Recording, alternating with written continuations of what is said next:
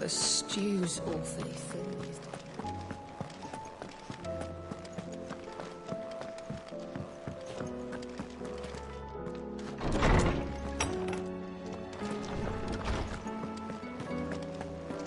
I have no reason to assume otherwise.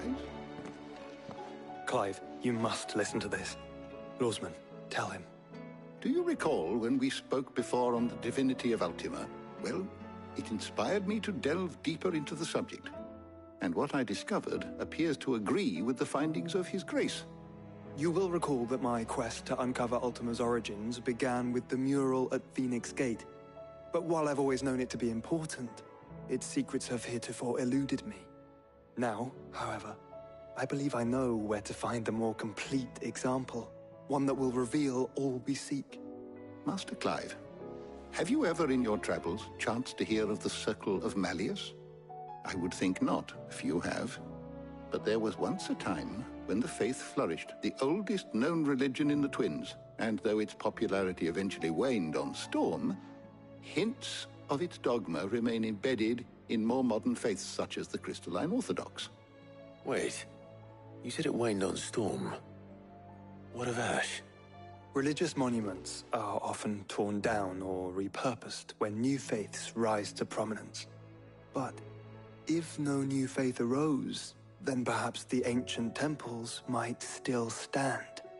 And so, you see now why I must accompany you to Waloed. It would appear the past still has much to teach us, though in this case, it would not have been possible without the musings of Moss. To think that you carried a copy of my old mentor's chronicles all along. I am relieved to discover it in good hands. I shall guard it with my life. Joshua, if you're finished here, join me in the ale hall. I need to speak to everyone before we leave. Right away.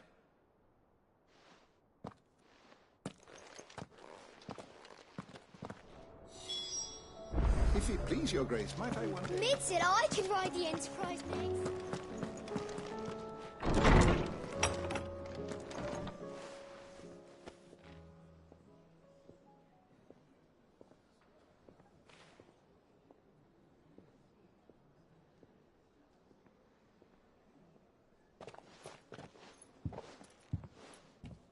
My apologies.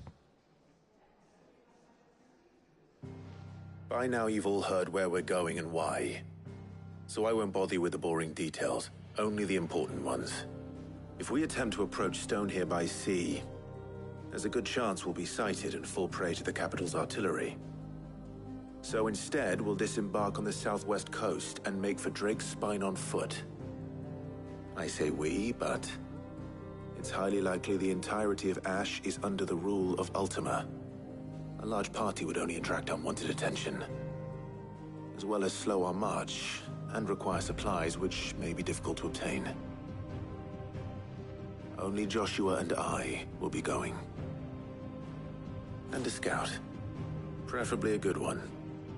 Gav, do you know of any? You bet your ass I do. Might still borrow some of Lady Vivian's maps, though. Just in case, like. Once you've dropped us off at the Shadow Coast, you need to retreat into neutral waters, fly merchant colors, and stay inconspicuous. If you sense any danger at all, you leave us behind and return to Storm. Inconspicuous is my middle name. But like hell am I leaving anyone behind. The ship ain't going nowhere till your scurvy mugs are smiling on deck. Jill, the Enterprise will appear a tempting target for royalists and pirates alike. You're to stop anyone boarding. Don't worry. I'll keep the ship and her crew safe. You'll be needing passage home, after all. But... very well. If there are no questions, I'll see you all at the docks.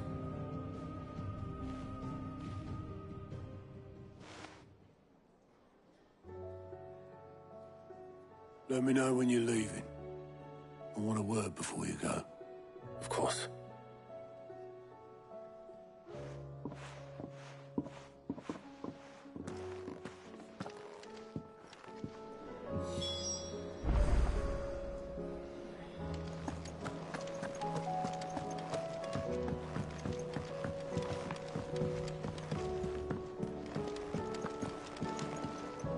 I am certain we will find what we seek in Ash, and learn the truth of Ultima's origins. Covered in nicks and lumps, the lot of them.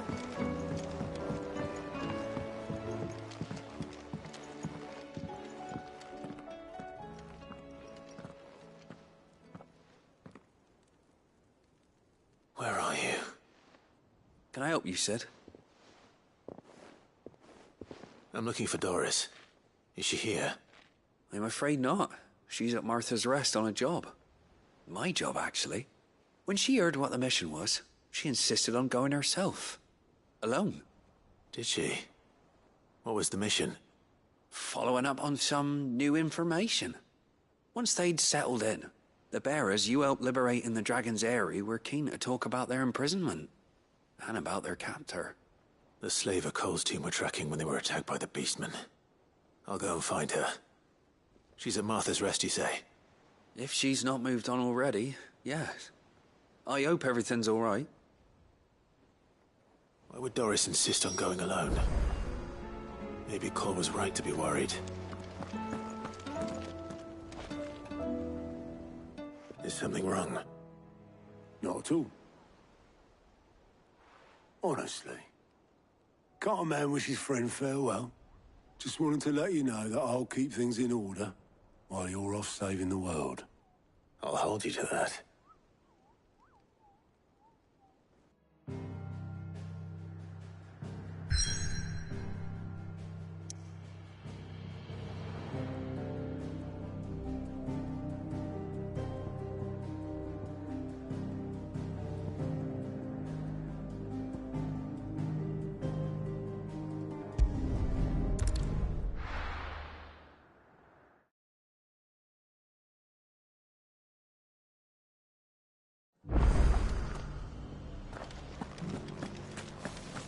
Doris should be somewhere nearby.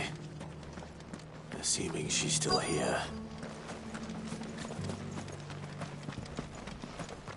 The world seems to be changing so fast lately I can hardly keep up. But what I do know is that there's more bad news than good. You can tell that. Doesn't still hurt, does it? Oh, 1,000 cashew. Son of Rosaria, after all. A born survivor. It's been a pleasure, Doris. Just like old times. I'll give your offer some thought, my lady. How goes the investigation? Sid, what brings you to Martha's Rest? You. I heard you were out here on your own, tracking our slaver. I trust you're being careful. Of course. And it had to be me. The bearers from the Dragon's Eyrie confirmed a long-held suspicion of mine that the slaver we've been tracking is an old acquaintance. She's no fool. If we'd come in force, she would have spotted us straight away, and then vanished without a trace. That was her just now, wasn't it? So, was it a fruitful reunion? I'd say so. She tried to recruit me. Seems her time in Rosaria is coming to an end. She's abducted bearers from across the region and is looking to smuggle them back into Sambrek. After her brush with those beastmen on the road to Northreach, she hired herself an Imperial escort, which she wants me to join. She's dangerous, Sid, but I think I can stop her. Then I'm going with you. I'll take care of the escort. You can see the bearers to safety. Where are they? The Baum Archers, soon to break camp. You go on ahead. I'll follow once I've sent word back to the hideaway.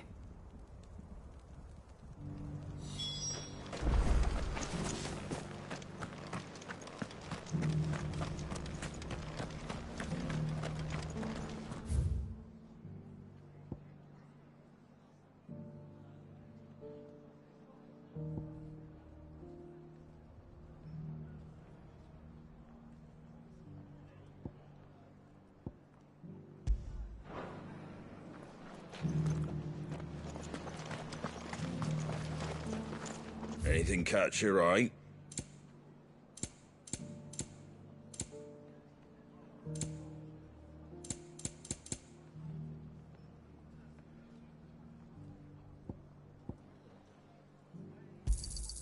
Much obliged. Fare thee well. Just because the heavens have gone to wreck and ruin, it don't mean we have to.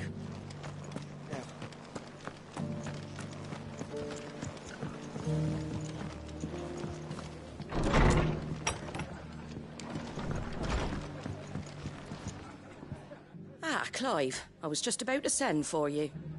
I'd like you to take something to Sir Wade up in Eastpool. Seeds for planting. Thought it was about time they started growing their own food. I'll keep providing them with whatever they need in the meantime, of course. But if Eastpool's going to survive, it's got to be able to fend for itself. As have those poor bearers. They've lived their whole lives in servitude, but now they're their own masters. Small wonder they ain't got the foggiest how to provide for themselves. So it's up to us to teach them. And if you're wondering why well, the wagoneers taking supplies up that way have been coming back with more and more reports of Akashic around the village of late. Sir Wade's putting a brave face on it, but I think even he's starting to worry.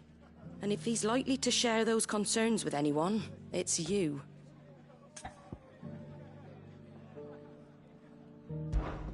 All right. Thanks. Wouldn't ask if I didn't have to. There.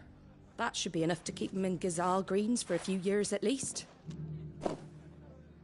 Gazal Greens? Not the most mouth-watering crop, I'll admit. But they're hardy, they grow fast, and they fill a hole. Better that than something that'll wither away at first frost. And chocobos love 'em too, which is no small thing. When I say all of us need to pull together to get Eastpool back on its feet, I mean all of us. They ain't exactly succulent, but cook 'em right and they're just about bearable. I'll take your word for it. Anyway, Sir Wade'll know what to do with them. And if he don't, well, I'll go up there and show him myself. I'm sure you will.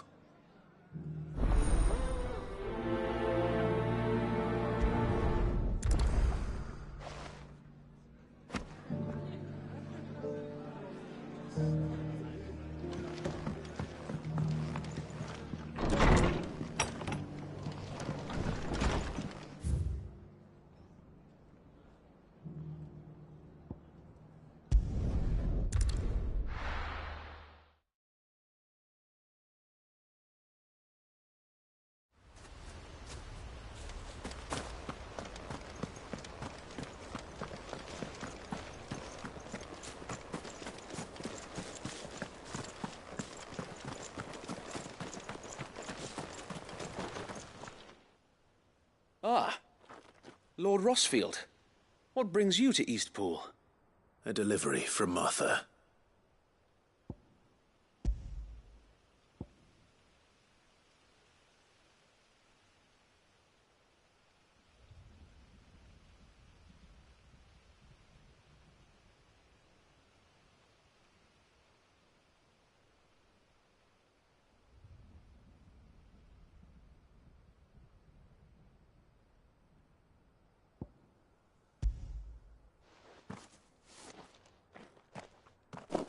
These are Gazal green seeds. Martha's keen to cut the apron strings then, is she? I jest, of course. You see, I had thought we might be able to revive the old wheat fields, but they'd long since gone to seed, only without the seeds. Martha was hoping he might be able to show the bearers how to plant and tend these, so that they'll be able to fend for themselves. That's not a bad idea. These bearers had only recently escaped their bonds before we brought them here. They know little of freedom, of providing for themselves and their loved ones. Unless we teach them how to live like free men, I fear that all we have achieved in bringing them here is to exchange one master for another. Not that myself and the Guardians have been the best example to them so far, subsisting almost entirely on Martha's charity as we do. It's about time we all started to provide for ourselves, bearers and Guardians alike. Unfortunately, we've been a little too busy of late to focus on much besides bolstering our defenses. There have been alarming reports of... The Horde is closing in. They're coming, so wait, all of them. Damn it all, I thought we'd have more time. Gather the men in the square. Send to the rest for reinforcements. Yes, Sir Wade. The Horde? A Kashek, a veritable legion of them. They've been seen prowling around the northern reaches for a while now. We don't have the numbers to hold back a swarm that size. I had hoped to build a perimeter wall so that myself and the Guardians might be able to defend the village, but... Now you're out of time. Precisely. If reinforcements from the rest arrive before they do, we may just scrape through, but I fear that's rather an enormous if. What if you could call on reinforcements from Eastpool? You mean the bearers? We brought them here so they might live, not die fighting for their lives. So wait. You said you lack men to defend the village. Are the bearers not men? Do they not wish to see Eastpool saved? Though they may not be trained soldiers like your Guardians. What help they are able to offer could still prove the difference between victory and defeat. You're right, my lord. I will appeal to them.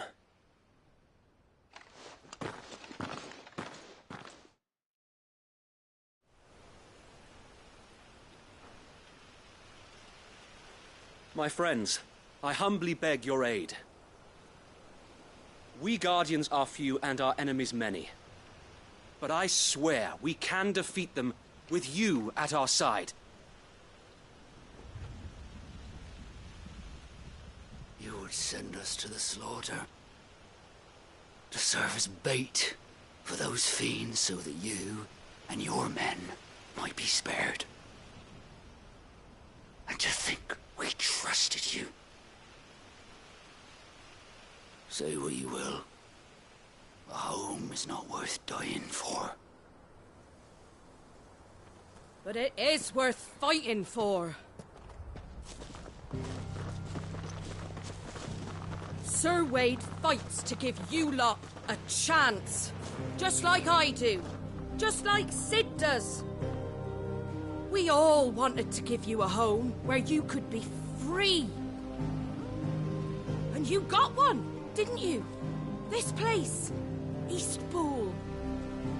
This is your village. Your home. And if you don't fight to protect what's yours, you'll lose it. You know I'm right. This world wants to take everything from you. Everything. Your homes, your freedom, your very lives. So then, are you going to stand by and let that happen to you? Are you going to accept fate like good little Bran did and die, having never stood up for yourselves? Or will you fight like free men and women?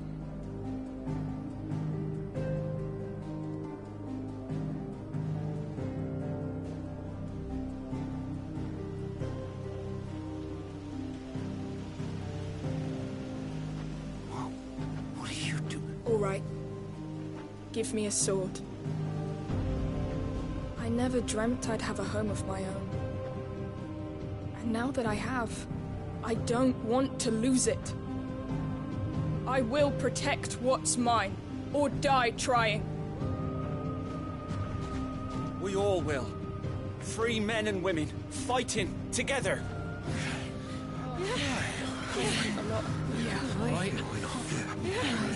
For Eastpool!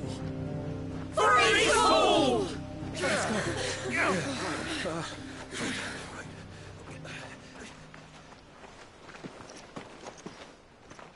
Thank you, Martha. Don't mention it. Just promise me one thing. That you'll show them how freeborn fight. Gladly.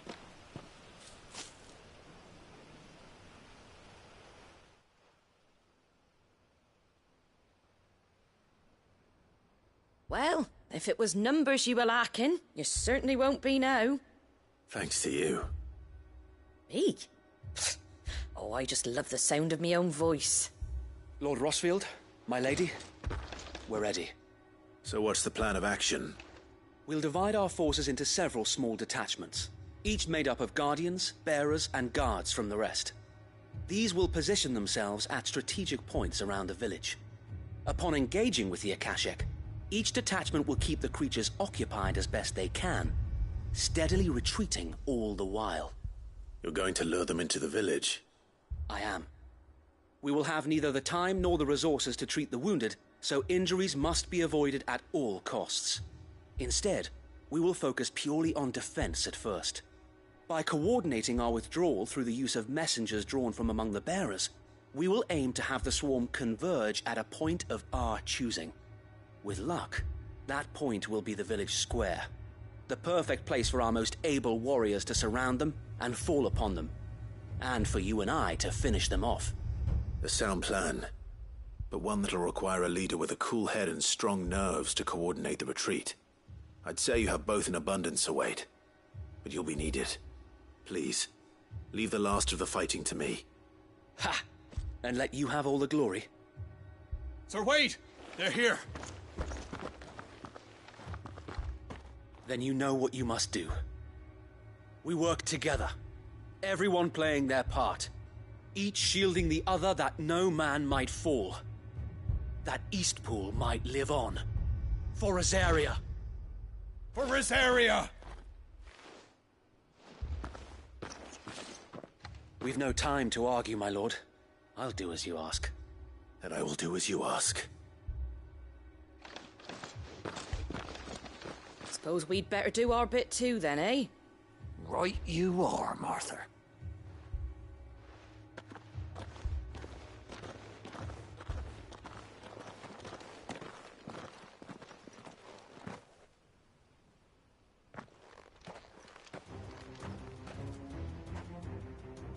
The calm before the storm.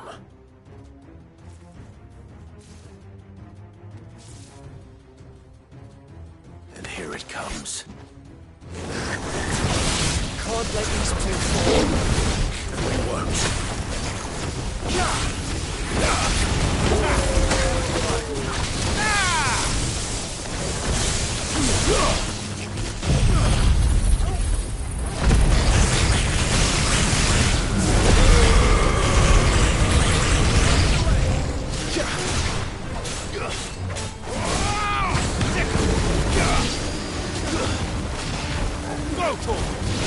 Over here!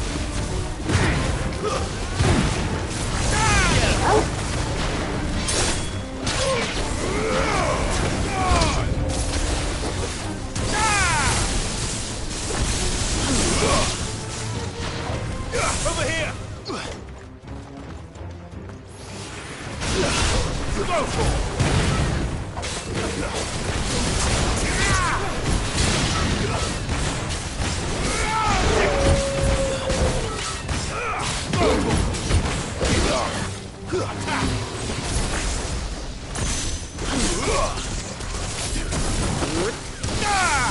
Go, Torgal!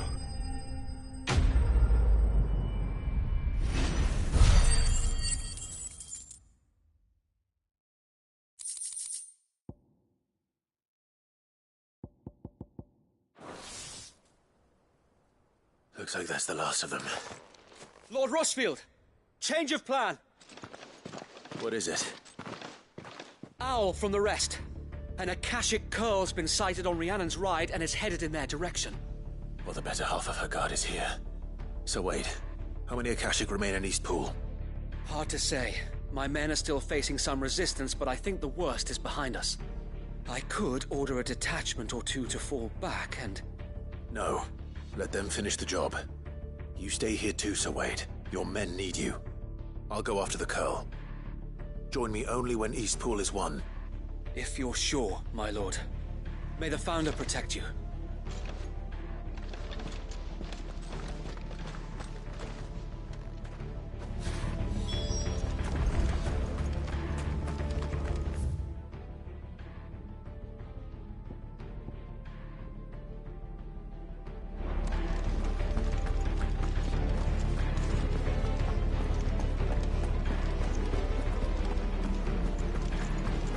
Come to tell me an Akashic curl's heading towards the rest? Get yourself down there. We can handle things here. Mine. I might not know one. The curl was sighted on Rhiannon's ride back towards Martha's Rest.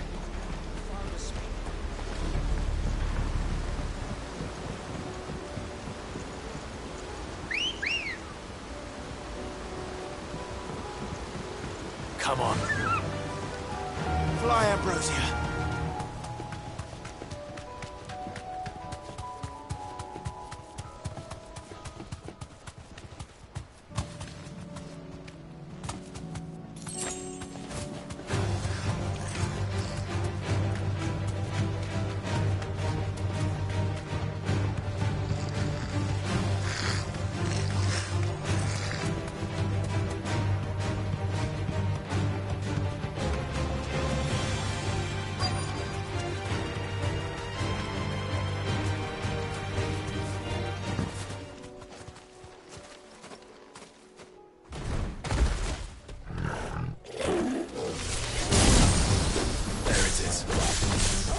With me, Joshua.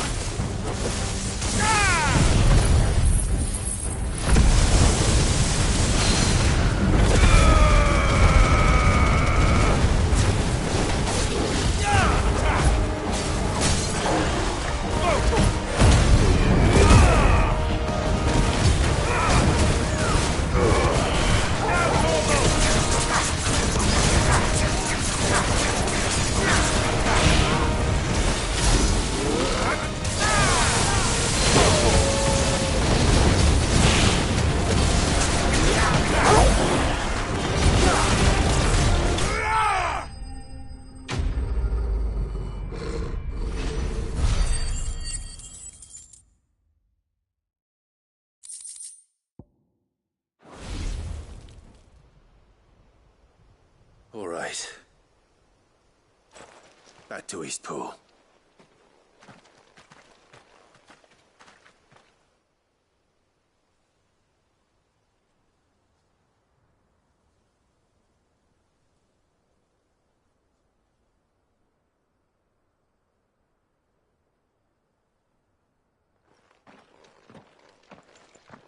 Lord Rossfield, the Curl, is it?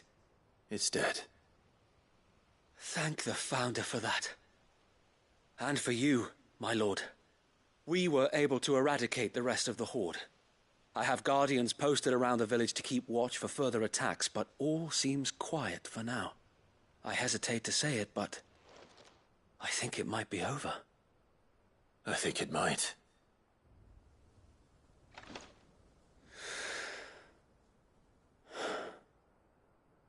We did it. We saved Eastpool. Thank you, my friends. Thank you. No, Sir Wade. It's us who should be thanking you. You brought us together. Showed us what it means to fight for what you hold dear. We never had nothing to call our own before. We didn't know what it meant to protect it, but now we do.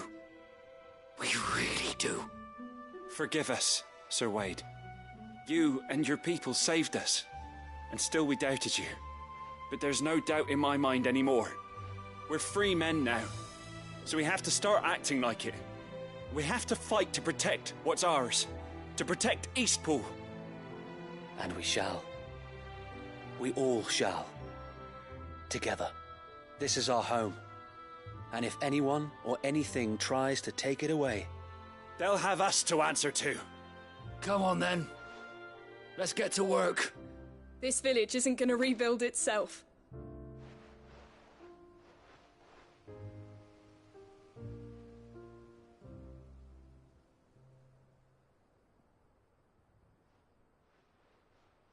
They're not slaves anymore. No.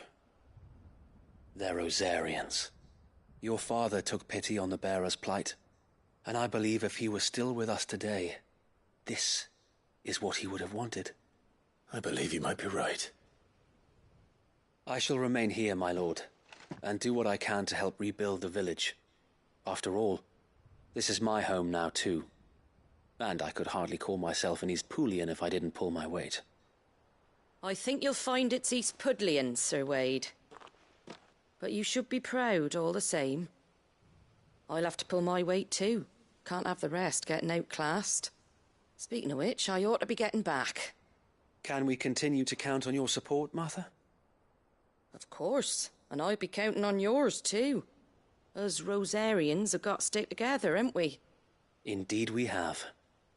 And Clive, come by the Golden Stables when you get the chance. I ain't paid you for delivering them seeds yet. All right. I will.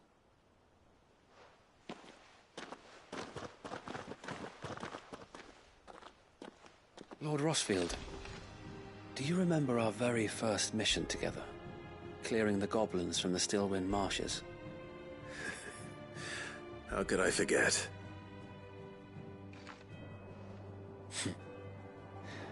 There's one sight that I shall never forget.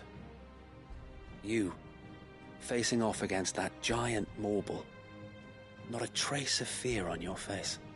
Since that day, there have been more than a few times when I felt like giving up.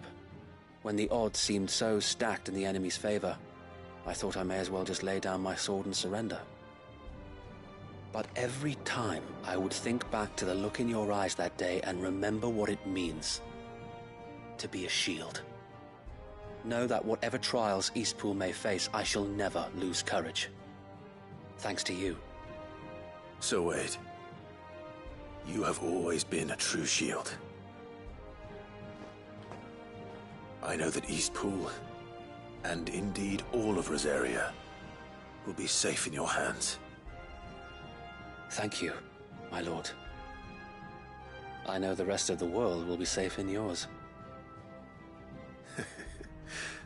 I'll do my best. Thank you again for all you have done for me and mine, my lord. You may rest assured that Eastpool will be safe in my hands. Thanks to you.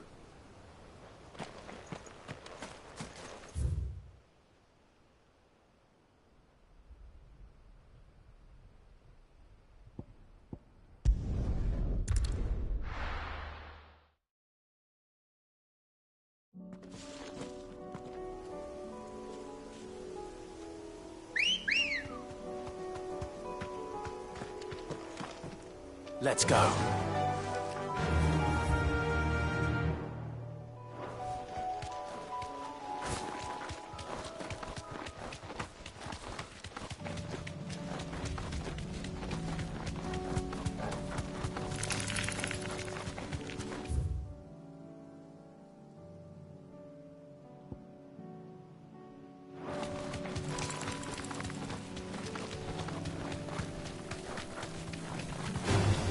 Time to fight.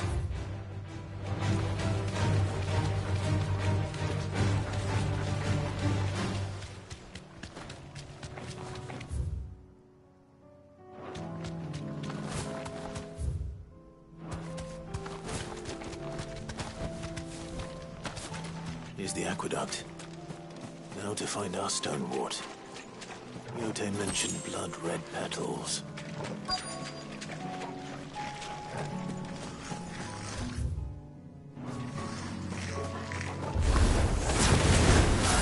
Just my luck. Well, won't be picking anything till they're gone. That's one thing for it.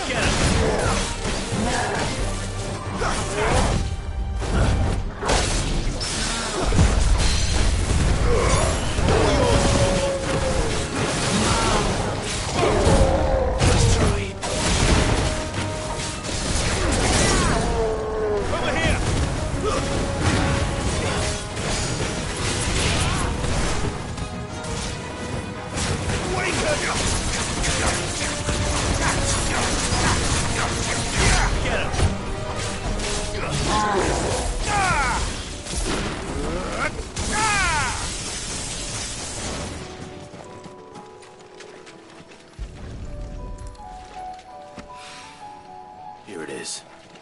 Better collect as much as I can before reinforcements arrive.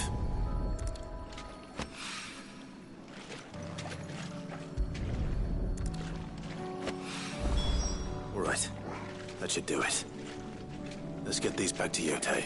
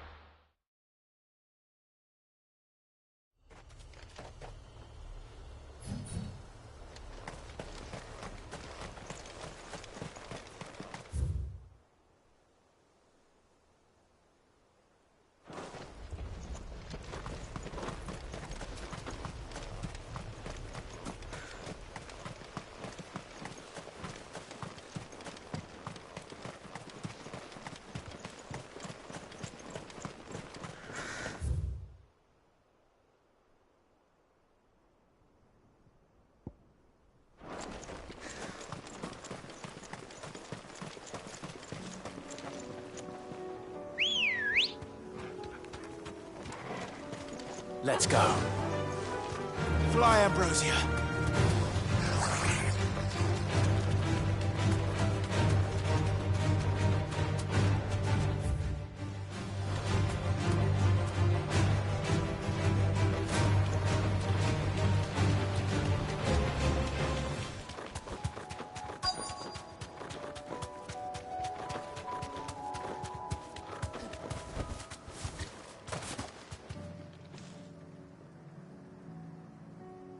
Good.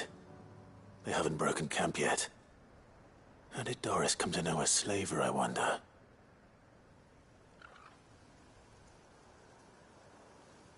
We've waited long enough. She's not coming. Ready the bearers. We're leaving. Back to civilization, is it, Mom? With all haste. Lest any of you lackwits start talking like these feckless bumpkins. I presume your men are ready. We've suffered too many delays as it is. Any more and I'll be docking your pay. Yes, Mom. Oh, but before you go, it appears we have company. Kill him. You're welcome to try.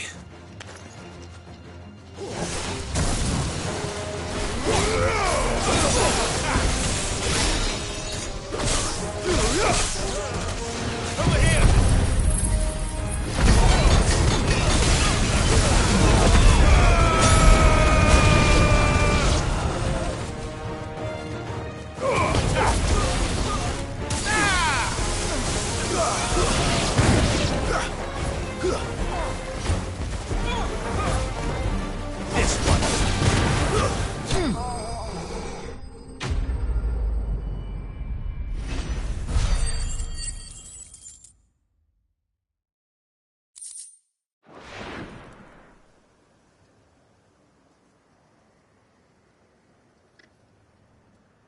So much for your escort.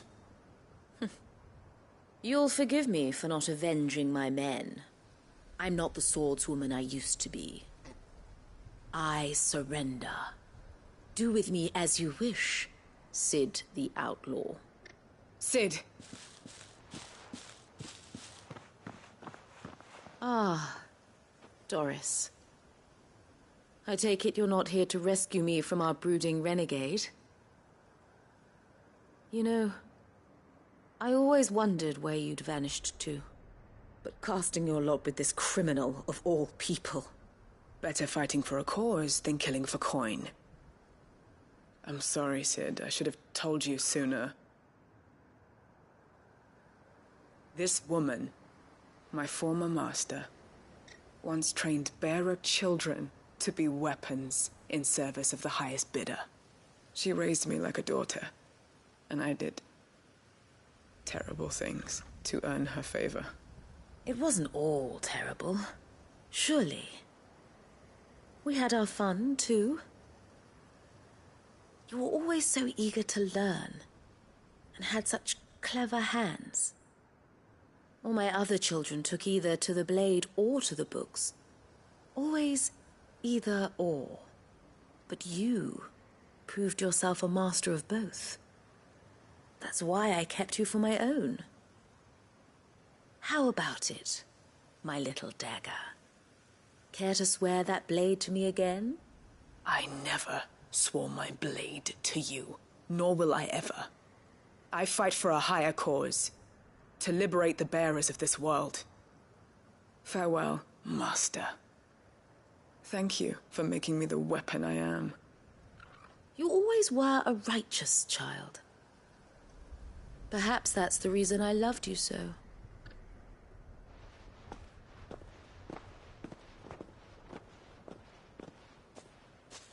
What do you want to do with her? I am not the killer she wanted me to be. Not anymore. And she no longer has friends in high places. The Dame does, though. Her connections at the Imperial Court will see that justice is done. All right. If you're certain. I am. And thank you for everything. Now, I better let these bearers know that they're safe.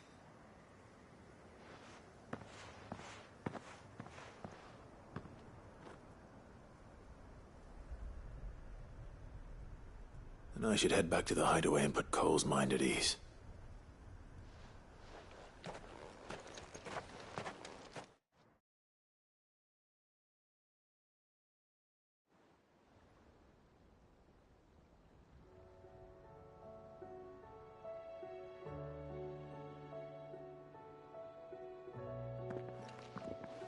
Welcome back, Sid.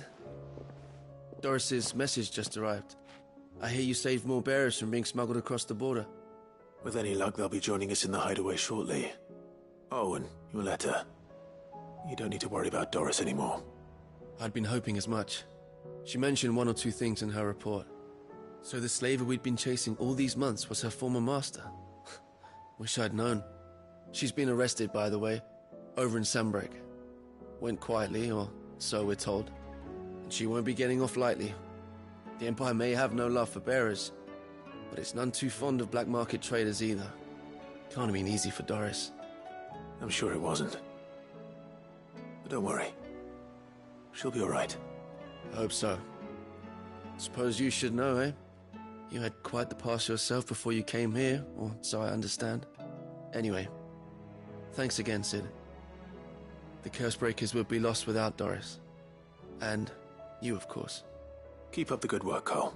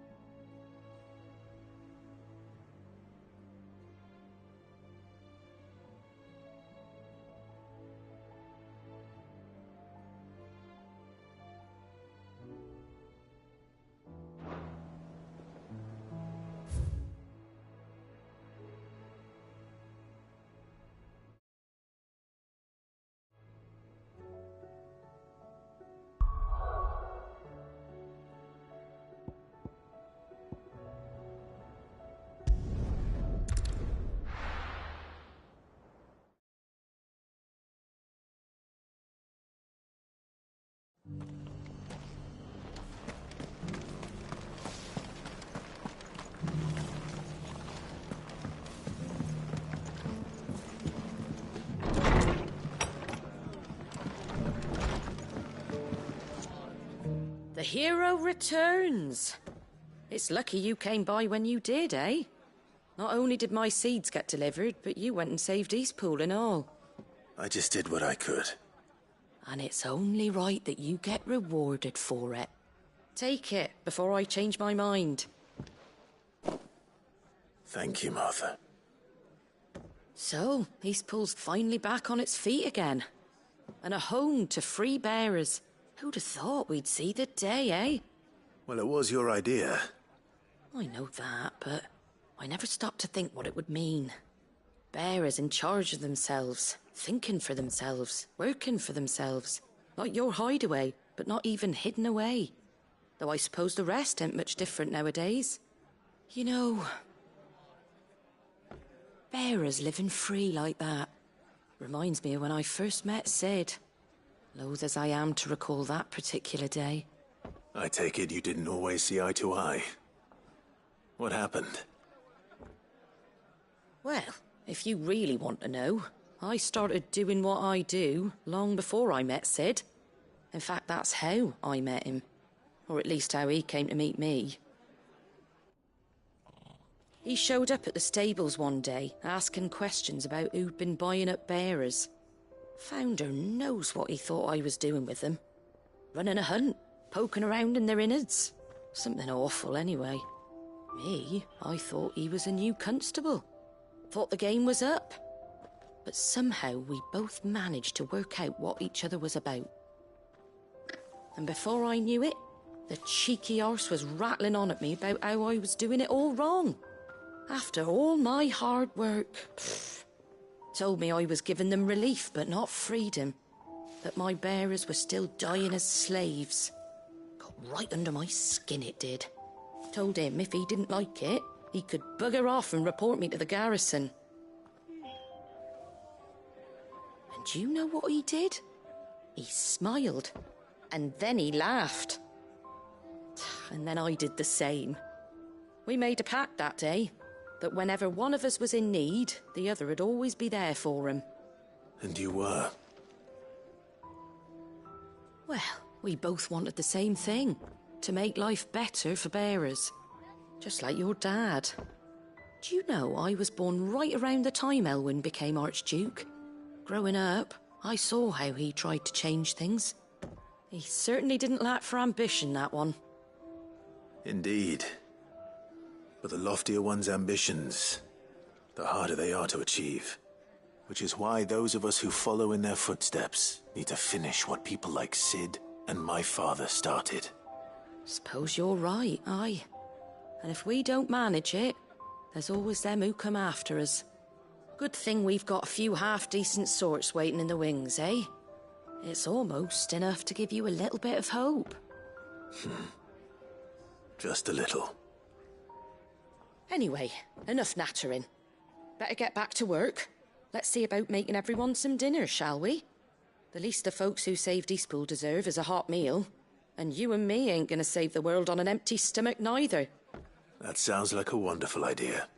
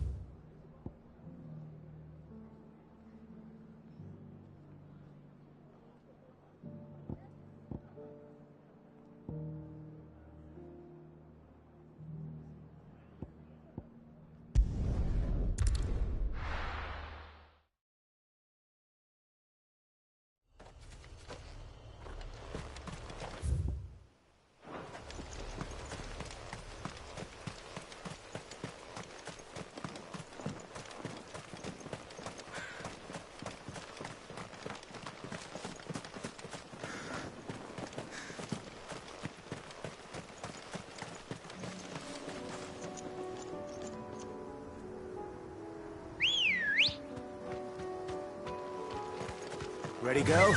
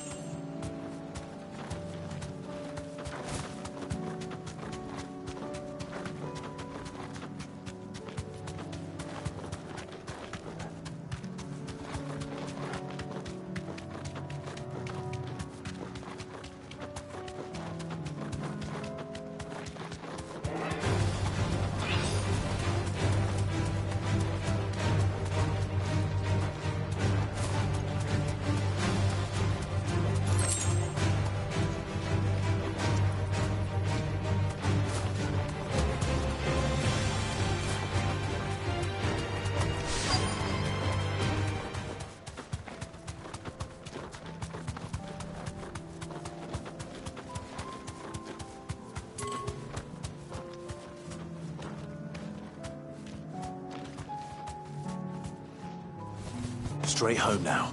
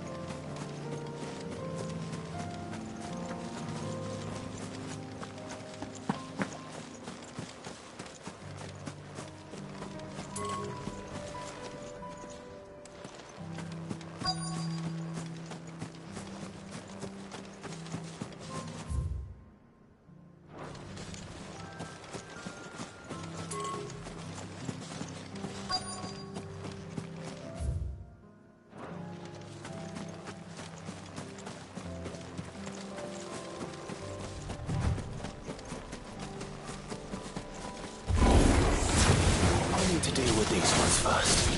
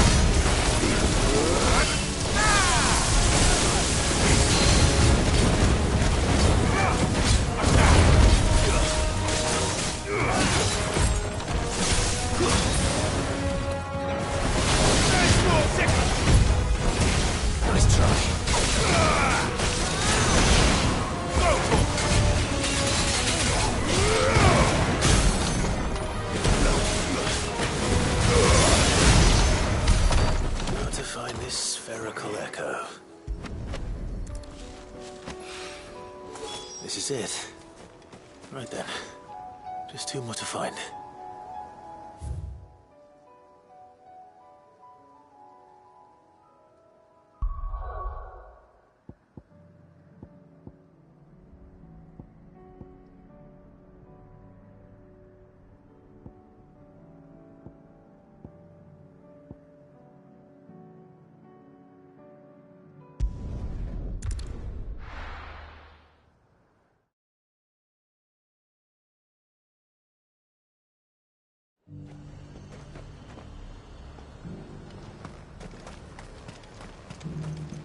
Sell anything today?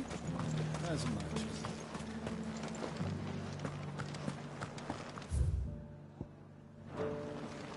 Half of what comes in is barely fit.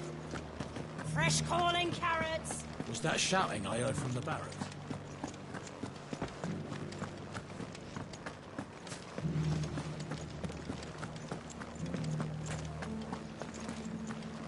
And you're just gonna fall into line? I don't trust this Duke. Oh, Clive. What am I to do? My wards and I may soon be without a home. What's happened? The High Cardinal has descended from his lofty throne and taken up residence here in Northreach. The High Cardinal? Leader of the Council of Elders, second only to his Radiance at the head of the Imperial government. Not that any of those things still exist. Now he goes by his noble title, the Duke of Oriflamme. And what does he want with Northreach?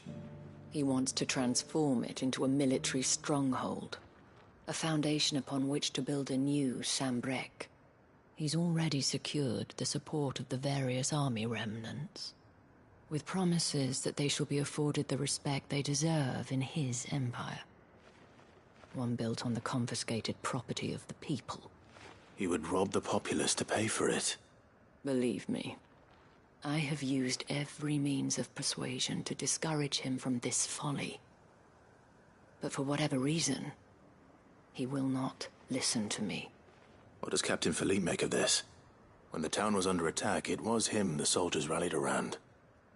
Couldn't he use that influence again? How? By speaking out against one of the most powerful men in Sambrec. A man whose stated aim is to revive the empire Philippe's comrades swore to serve, and to improve the soldiers' lot within it. The captain can offer them a regular supply of gruel, and an occasional trip to the Vale to help them forget the terrors they face each day. The Duke offers them a vision of strength and safety. No. Any attempt to incite mutiny would cost Philippe the support of his men, if it did not cost him his life. But given the mood around town, mutiny may yet be unavoidable. The people have little appetite for further deprivation, least of all when it serves only to elevate others. And who could blame them? Clive, would you appeal to the Duke on my behalf? For your services to Northreach, you have the respect of the soldiers, and they will take you to His Eminence if you ask them. And unlike Philippe, no bonds of loyalty prevent you from speaking your mind to the man. Well, will you try? You could hardly fare any worse than I did. I'll see what I can do. Thank you, Clive. Tell me then, where will I find this Duke of Oriflamme? In the garrison? Overseeing the troops, yes. All right. Wish me luck.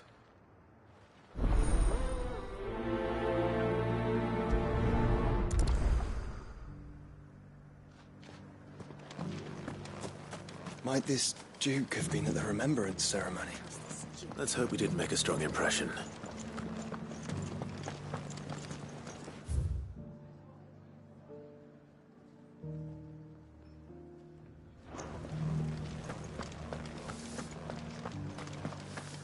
It's not only control of the garrison he wants, it's the...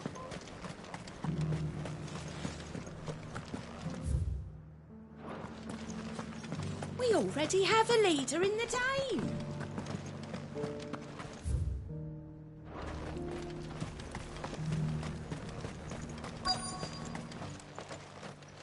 Halt!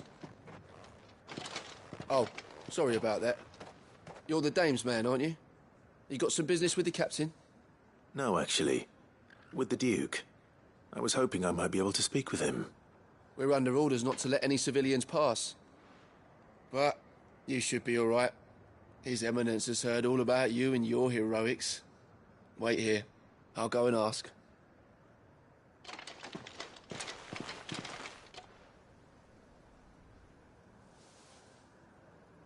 So, you are the sellsword who lent his aid to the garrison. The Empire owes you a debt, and I shall see it repaid.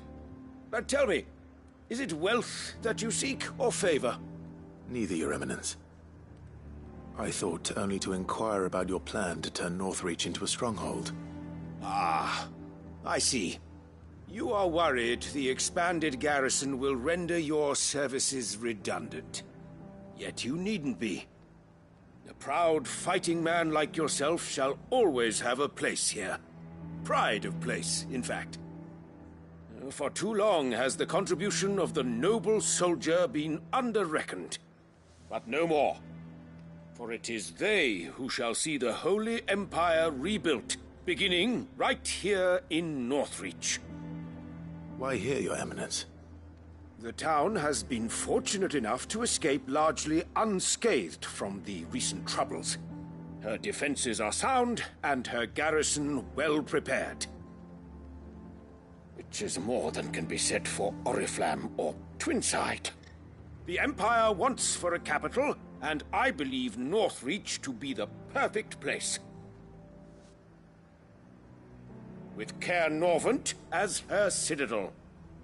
Once we have seen to the refortification of both the town and the castle, we need only build a wall around both to create a city that would be the envy of the twins. Plans are already underway for the construction. Soon enough, these thralls shall learn that they are no match for the might of Sanbreque. I fear you underestimate how dangerous these creatures are, Your Eminence. Should they return in force, you will need all the people of Northreach to come together in defense of the town. Something they may be loath to do if they've been deprived of their worldly goods. The people will do as their leaders command. If Sanbreque is to be rebuilt, she will require a functioning government. One whose authority is beyond question. That is why this levy is necessary, so that any man who wishes to join the army might do so and be fed, outfitted, and paid as befits a defender of the Empire. And yet there are those who persist in peddling the treasonous lie that I seek to steal from the people and drive them from their homes. I suspect they're afraid of losing what little they have left. Precisely. The common folk have little and less, and you mean to deprive them of even that. You would sow the seeds of your new empire in your own salted earth. Sabine, we have discussed this. Yes, and I told you then how putting the empire before her citizens would lead only to revolt. Without an empire, there are no citizens. And in yours, there will be only beggars. Is that what Griga wills for her people? Do not take her name in vain, Sabine. I'll come back later. The citizens revolt. I wonder what the people really think of the Duke's plan. It wouldn't hurt to ask them, I suppose. Let's begin with those on the other side of the wall. Sabine.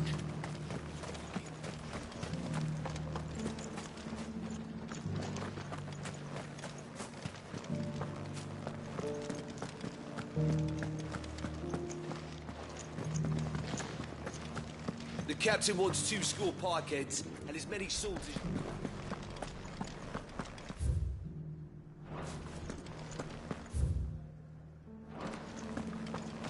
Do you think he was the only one who survived?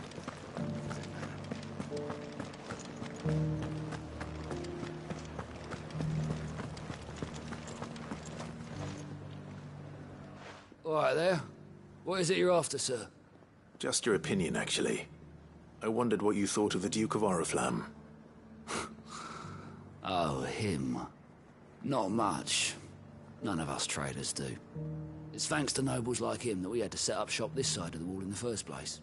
Couldn't have the rabble getting any closer to the holy capital, could they? And now he's trying to drive us out completely, threatening to take everything we got from us if we don't clear off. If the dame said she wanted him run out of town, I'd be straight through that checkpoint, tar bucket in hand.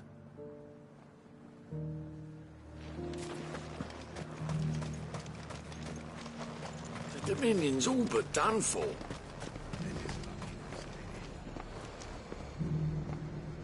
I've been hearing a lot of talk about a certain Duke. Nothing good, I'll wager. Going around acting like he owns the place. And with hardly a word to the dame. This is her town, not his. I take it you'd rather she was in charge. As far as I'm concerned, she still is. Just need his eminence to sod off back to Oriflamme.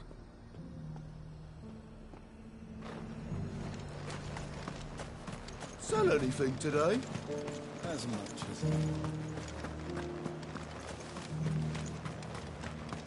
The garrison salvaged what they...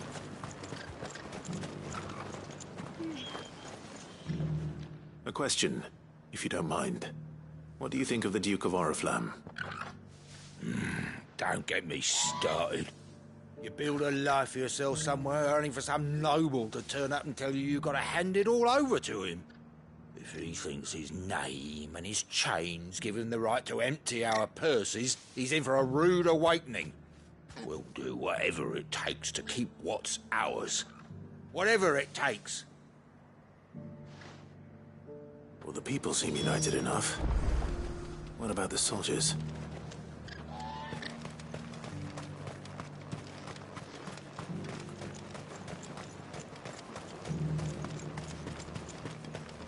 Was that shouting I heard from the barracks?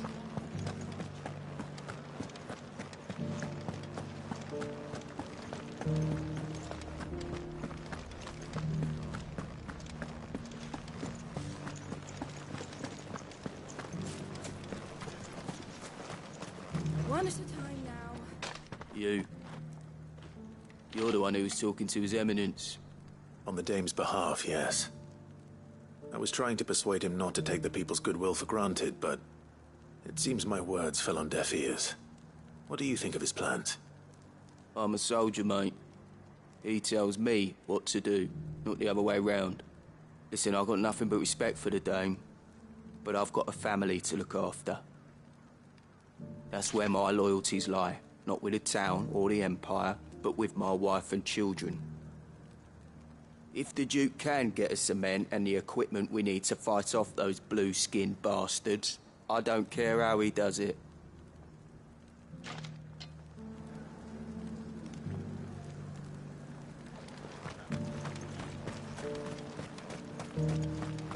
Sabine, you are embarrassing me.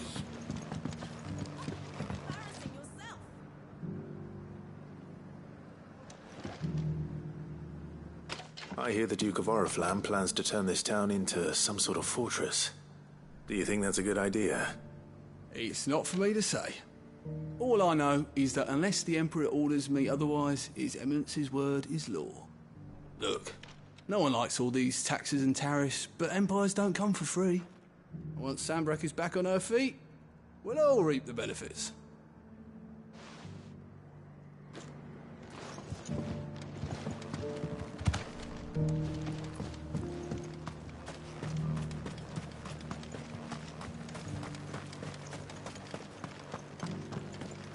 We already have a leader in the Dame. It's not only control of the garrison he wants, it's the whole of Northridge. Excuse me, do you have a moment? I wondered if you'd mind sharing your thoughts on the Duke of Oriflamme. Well, he's made a lot of enemies coming in the way he did. But I mean, look around us. You can see the state the realm's in. The traders might not like having the screws put on them, but if they volunteered a few more of their hard-earned gil before things got bad, maybe they wouldn't have to. I think the Duke's got a point when he says rebuilding the Empire's the best way of making sure we're all protected. And if that means people who don't know one end of a sword from another have to make way for those who do, well, that's just how it goes. Let's see what Philippe makes of all this.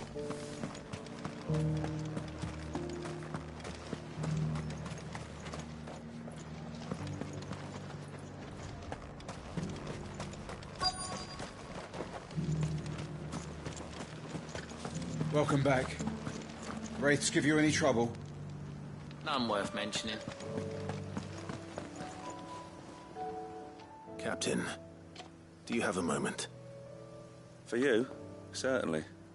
Clive, wasn't it? Thank you for last time. How can I help you? I wanted to ask you about the Duke of Oriflamme. Do you intend to go along with his plan? But to tell you the truth, I'm in two minds. It's my sworn duty as a captain of the Imperial Army to obey his orders. But I can't say I agree with him.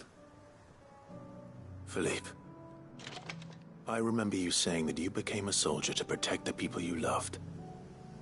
The Dame included. That's right, I did.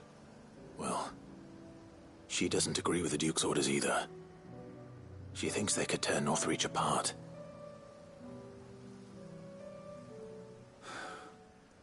And she's probably right. Thank you, Clive. I know what I need to do now. Protecting the people I love is what matters. Doesn't matter how. Well, duty calls, so I better go. Thanks again.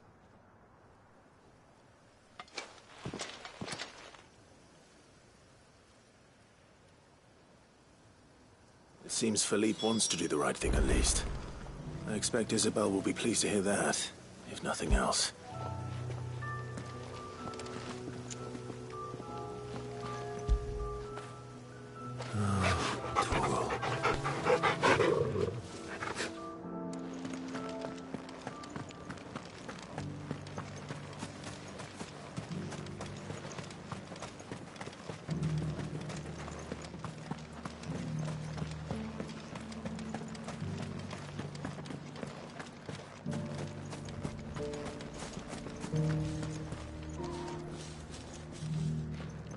Ah, Clive. How did you fare? Were you able to speak with the Duke? I was, but...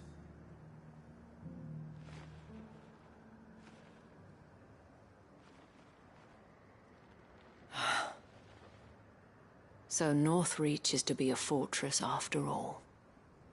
Well, it will certainly help to hold back the thralls.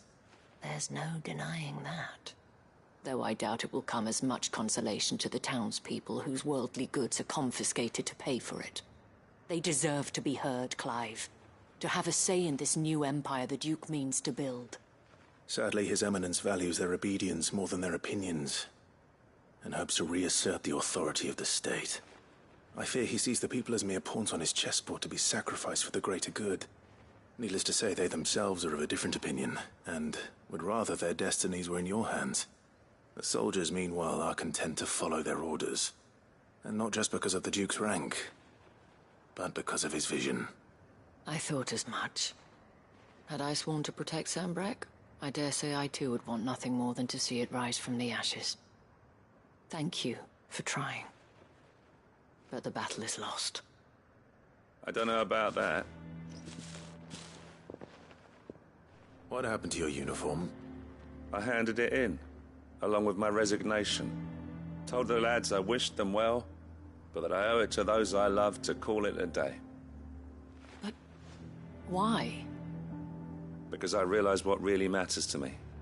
Not following some nobleman's orders for the sake of it, but protecting what I care about. Protecting Northreach. I honestly don't know when those monsters will return, but I'm certain they're not finished with us yet. And when they do come back, we need to be ready for them. We need to stand together, all of us. And with you to lead us, milady, I reckon we can do it. It was you who finally convinced me, Clive. There's no point following orders if they go against everything you believe. Indeed. All of us, standing together. That has always been Northreach's best hope, and one which still lies within our grasp. We have only to turn our attentions to the true enemy. Thank you, Philippe, for showing me what I must do. Anything for you, milady. Speaking of standing together, would you mind if I borrowed a few of the lads from the Vale to help keep watch around the town? I fear His Eminence has loftier tasks in mind for the guard. Not at all. Be my guest. Wouldn't be the first time.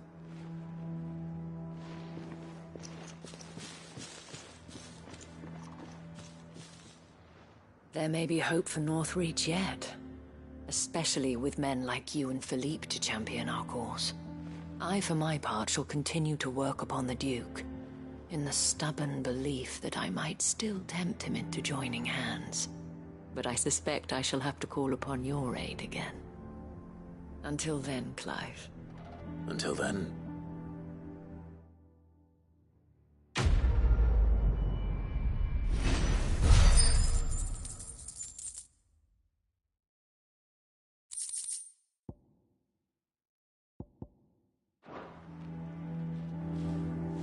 Despite my repeated advances, His Eminence has proven a difficult conquest. Fortunately, I am nothing if not persistent. But, be that as it may, I might yet need you to press the point.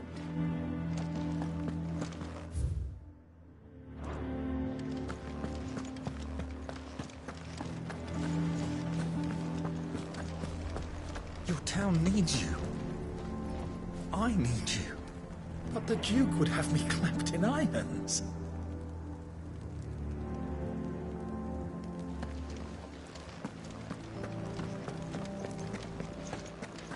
Saw the captain just now.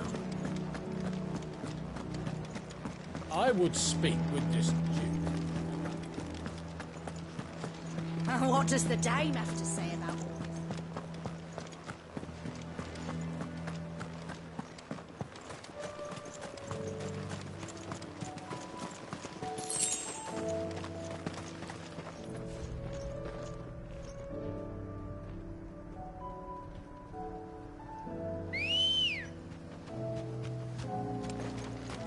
Good girl.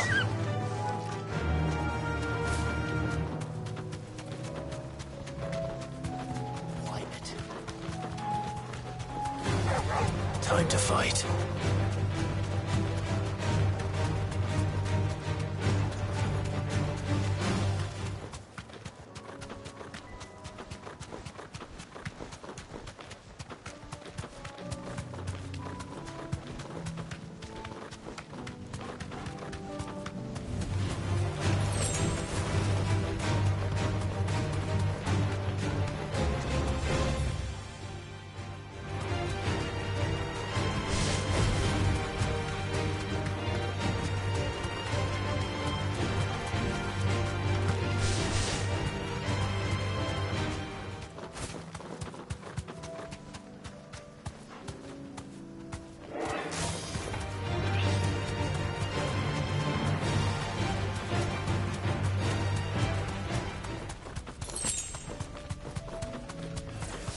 This might take a while.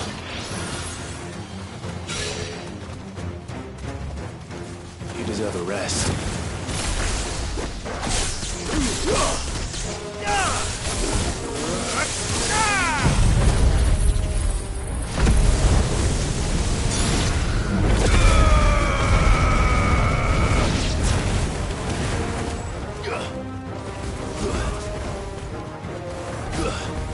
Over here!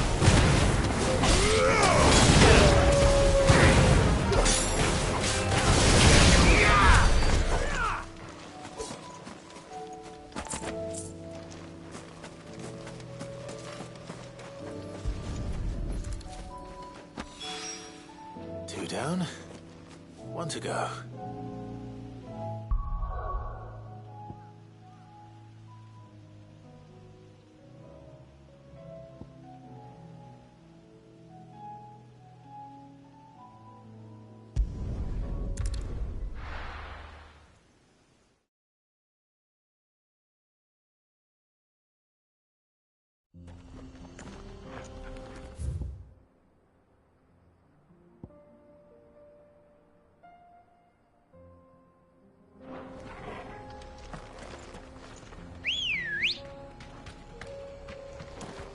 Ready, go?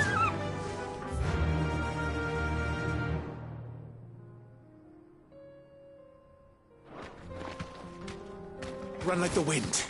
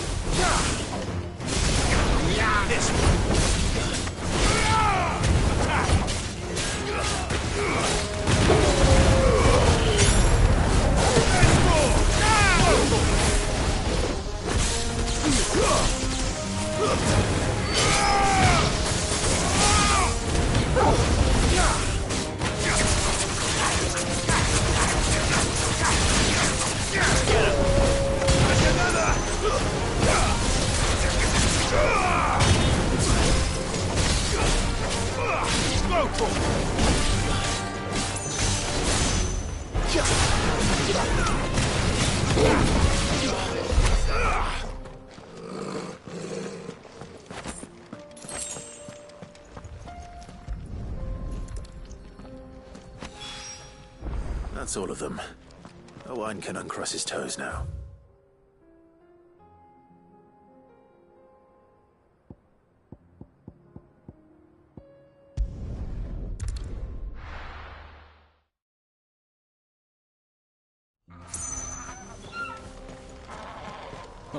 You're here. August's waiting for you. So Dravost is still standing. For now, at least.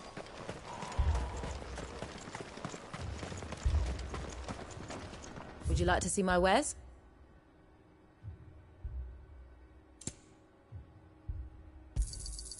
Here you are. Thank you. May we meet again.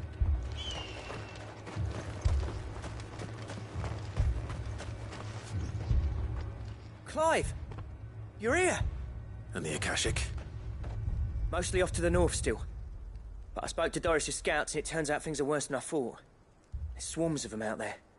Told old Snotty to be ready to seal the north gate. That should buy us some time if we need it. Enough for the villagers to barricade themselves inside their homes at least. Well done. Welcome back, Sid. I'd never have guessed, you know. Not if August hadn't let slip. Who'd have thought that the savior of Dravost would turn out to be the realm's most infamous outlaw? Keen to help us out again? I am. Thought you could sneak off without me, did you? Blackthorn. Oh, what are you doing here? One of the scouts couldn't keep his voice down.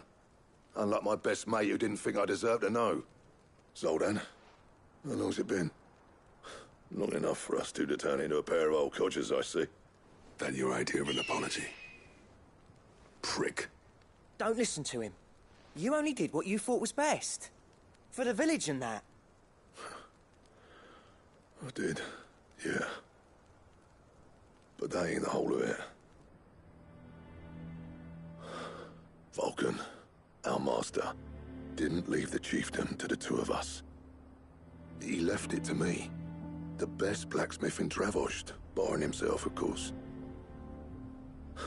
Bloody stupid tradition, in my opinion. If someone's got talent, you should let them practice their craft, not ask them to settle petty feuds and barter for grain. Our master wasted half his life that way. I wasn't about to let that happen to me.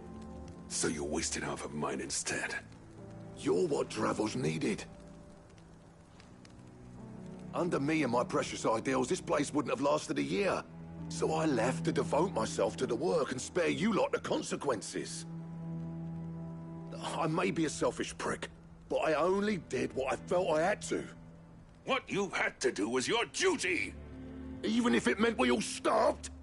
Enough. This is no time for bickering. You can finish beating each other up once Dravost is safe. Fine. I've said my piece anyway. Yeah. So have I. Sorry, Clive. I shouldn't have stuck my nose in. We're short enough on time as it is. Still, give us a mo, would you?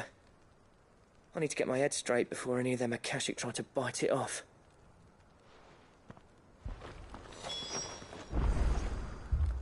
You, ready for the op? We can't afford to waste any more time. Right you are. Might be worth having one last word with the scouts, though. Don't want any nasty surprises, do we? Oh. Akashic on the move. How close are they? Within sight of the walls, and there are more coming up from the mines. What was I saying about nasty surprises? They'll wash right over us if we stay out in the open. We're pulling back behind the gates. Good idea. Get yourselves inside, but keep your weapons handy. Understood.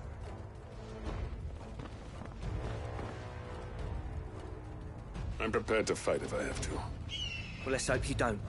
That's our job. Once the scouts are inside, order your men to barricade the gates. No heroic last stands, you hear me? No fighting at all if you can help it. August's right. I've seen what Akashic beasts can do to armor. The people here are tough and willing, but they ain't equipped to face what's coming. I'm going out there. Start work on the gate as soon as I've left. I'll give you as much time as I can. And if they kill you? You evacuate. But it won't come to that. I promise. You'd better be right. Take good care of Dravost till I get back. Leave it to me. And give those things what for, yeah?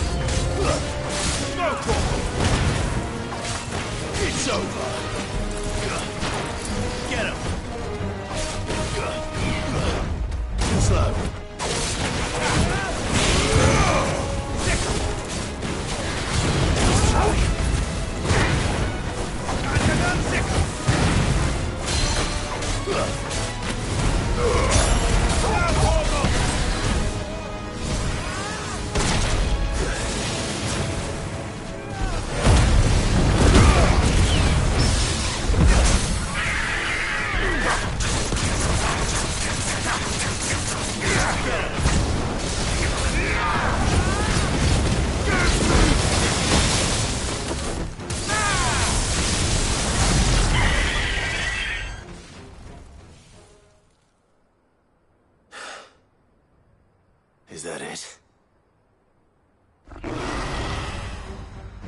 Apparently not.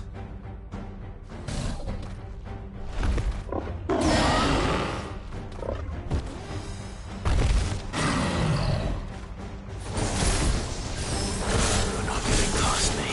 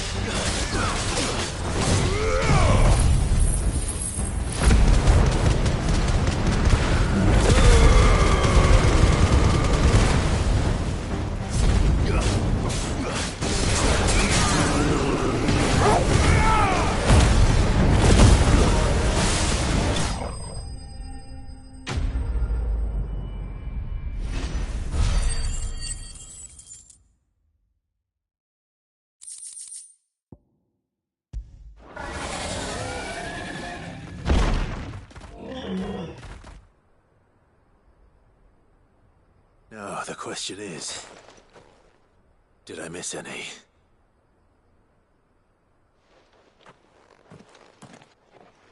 Man alive! You're still in one piece! I slew as many as I could. As many as I could, he says. The old bleeding lot, more like it. Well, almost. Only almost. Yeah, one or two did try to sneak over the wall. But we got the bastards, don't you worry. Good. Though you do know, more will come in time. In time, yeah. But we can think about them later. Let's get you back inside.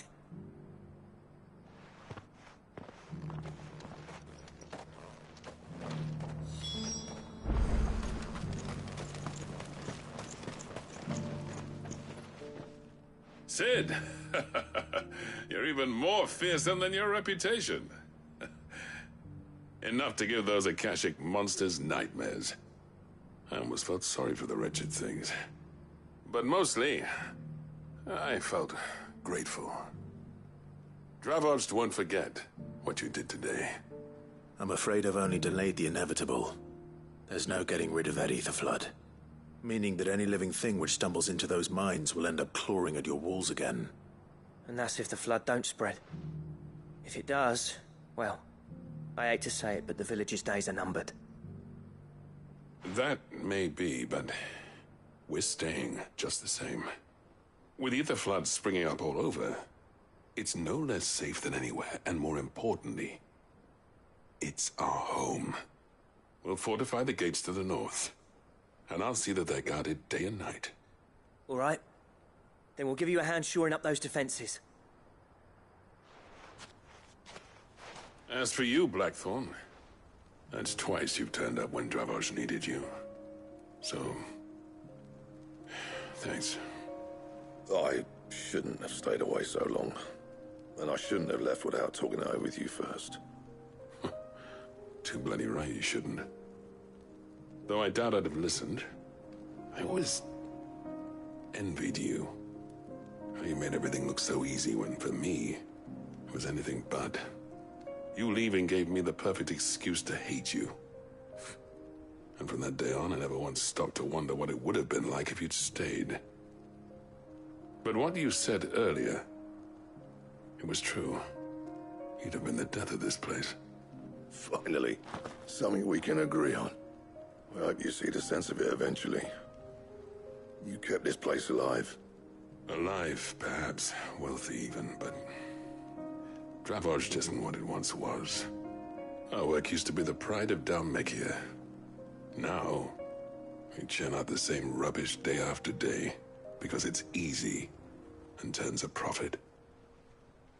It's not about the craft anymore. I wouldn't send my sons to war wearing the shit most of our smiths are making. I've kept working, honing my skills, trying to lead by example, but no one sees the point. The average castle apprentice has as much passion for the craft as our current lot. Come back to us, Blackthorn. Remind Dravoj what a true master blacksmith looks like. I'll even man those bellows of yours if it means we can work at the same forge again. That's a kind offer. Kinder than I deserve. And I wish I could accept, but I'm needed elsewhere. There's people who trust their lives to my steel, and I daren't let them down. Fair enough. But that doesn't mean I couldn't visit from time to time. Let's see if we can't rekindle this town's passion for the craft, shall we? I'd like that. Just be sure to tell Snotty to let me in the next time I come calling, yeah? Knowing him, he'd let you in anyway. Blackthorn. The Master Smith turned outlaw, back in my good graces.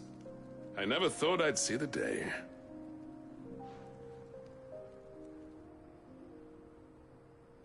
I'd say that went pretty well, wouldn't you? Even better than I'd hoped. Sid, I've got something for you.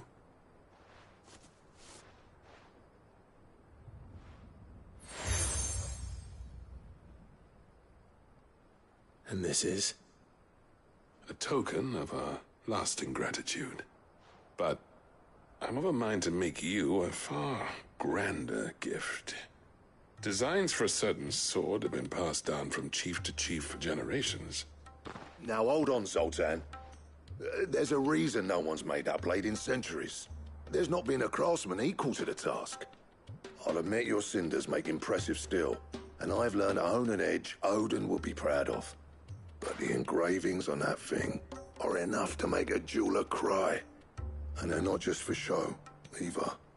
Have you forgotten what brought you back to Dravozd in the first place? A certain ring? I knew I'd never surpass you with the hammer and tongs. So I turned my hand to a different kind of metalwork. Between the two of us, I'd say we're the equal of any master craftsman ever to have graced a forge.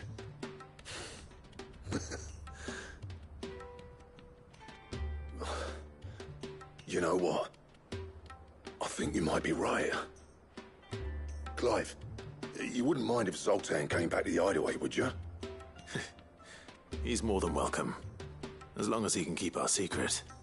Right. Zoltan, get your tools. We've got a legend to forge.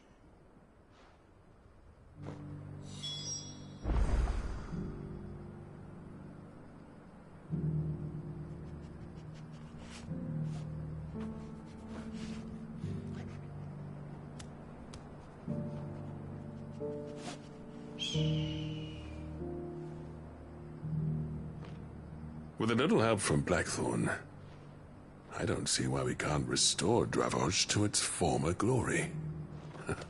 Barring ether floods, that is.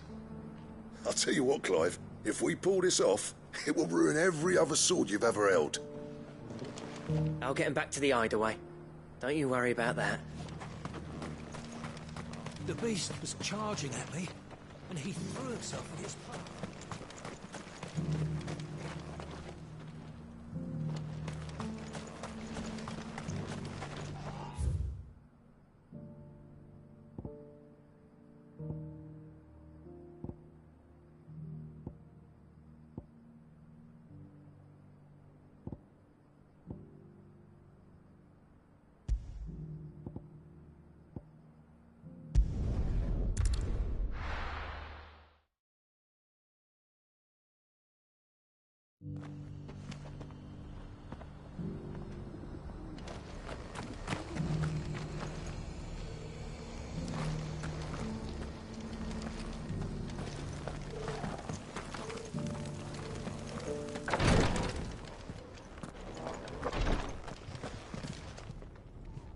Lord Rosfield, is there aught the Undying might assist you with this day? Perhaps. My brother said that your order was helping him with his quest to uncover Ultima's origins. Have you learned anything of note since last we spoke? Little and less, I regret to report. I see. Be assured, however, that we will not rest until the truth is known. Even now, our archaeologians scour ruins in every corner of the realm for traces of Ultima's touch. Fallen ruins, I take it. Dating back as far as Phoenix Gate. Indeed. Ultima's thralls are oft sighted among the remnants of the fallen civilization, as if protecting the secrets concealed within. Secrets we'd see unearthed. Should our methods be of interest, my lord, mayhap it would please you to observe some of our number at work. Would that be possible?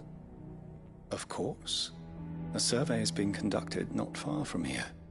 Perchance you are familiar with Kretov, a small hamlet built around a fallen airship. I was due to visit my colleagues there to collect their preliminary findings, but if you would consent to do so in my stead, I'm sure that they would be honored to relate any discoveries they have made to you directly. All right. I'll go and meet with them. They will be most gratified, I am sure. Might I suggest you take the road through Titan's Wake? It will lead you straight to the village after but a short walk. Thank you. I will. I wish you a safe journey, my lord. May the Firebird's flames burn ever in your heart.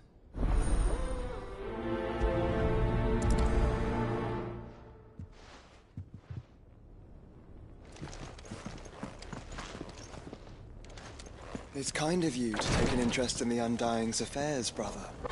I can't have you all keeping secrets from me, can I?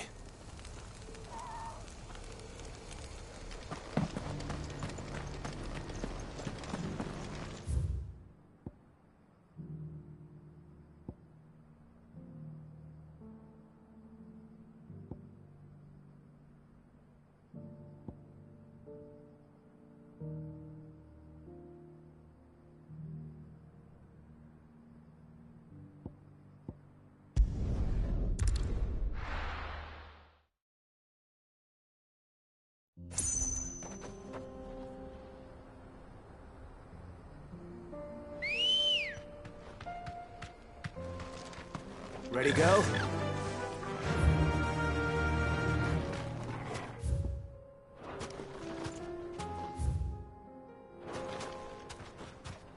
Faster!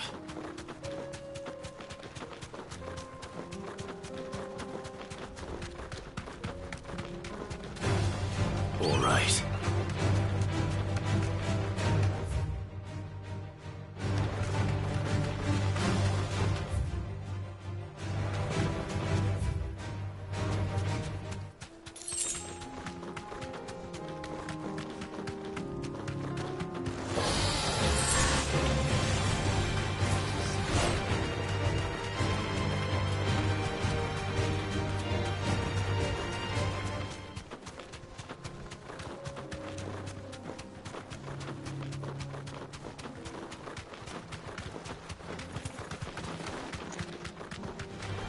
Don't get surrounded.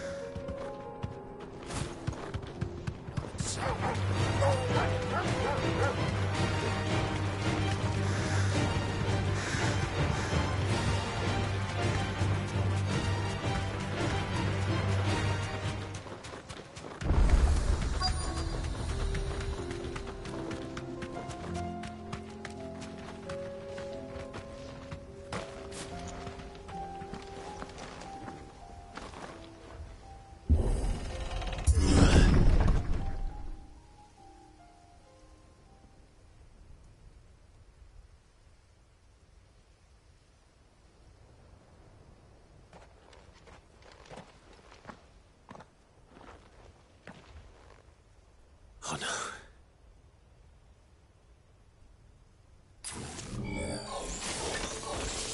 You'll pay for this. There may still be survivors. All the more reason to rid this place of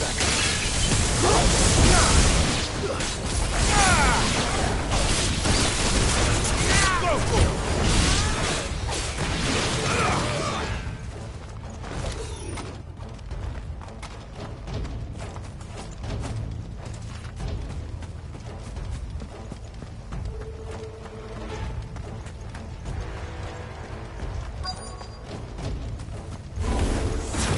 Whatever that thing is, I'd say it's their leader.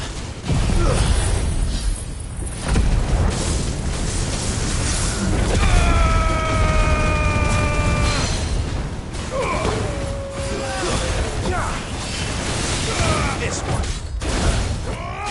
Get him.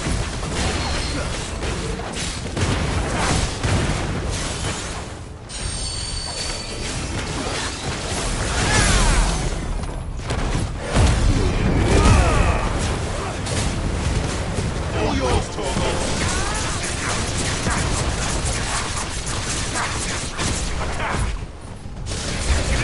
Over here.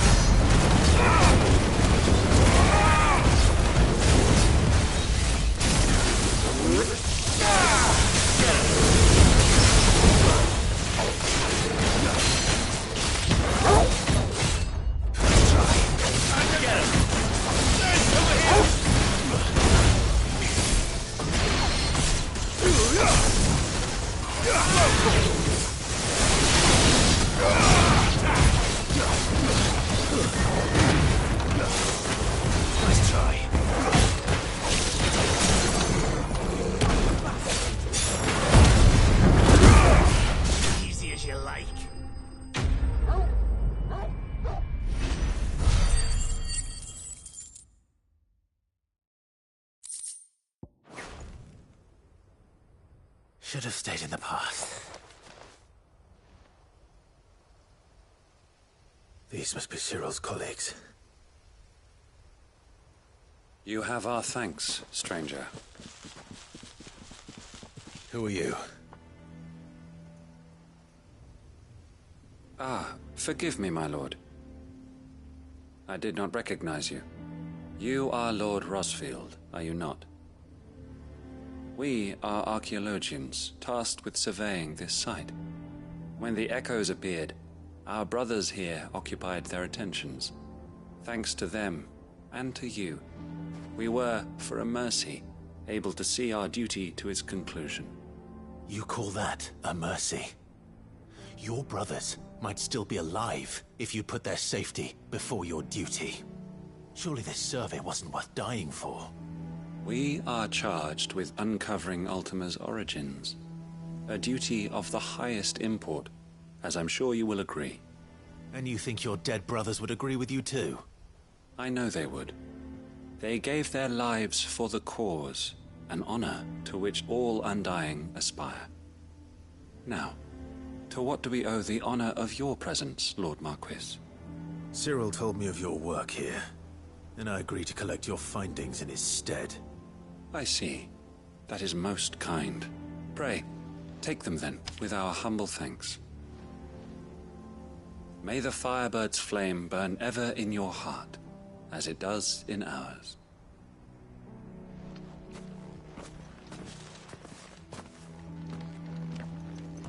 It's one thing to lay down your life for another, but for a survey... Forgive them, Clive. The Undying live by a very different creed, and nothing we say will change that. Come. Let us deliver their findings to Cyril, that their deaths might not be in vain. Get it, boy!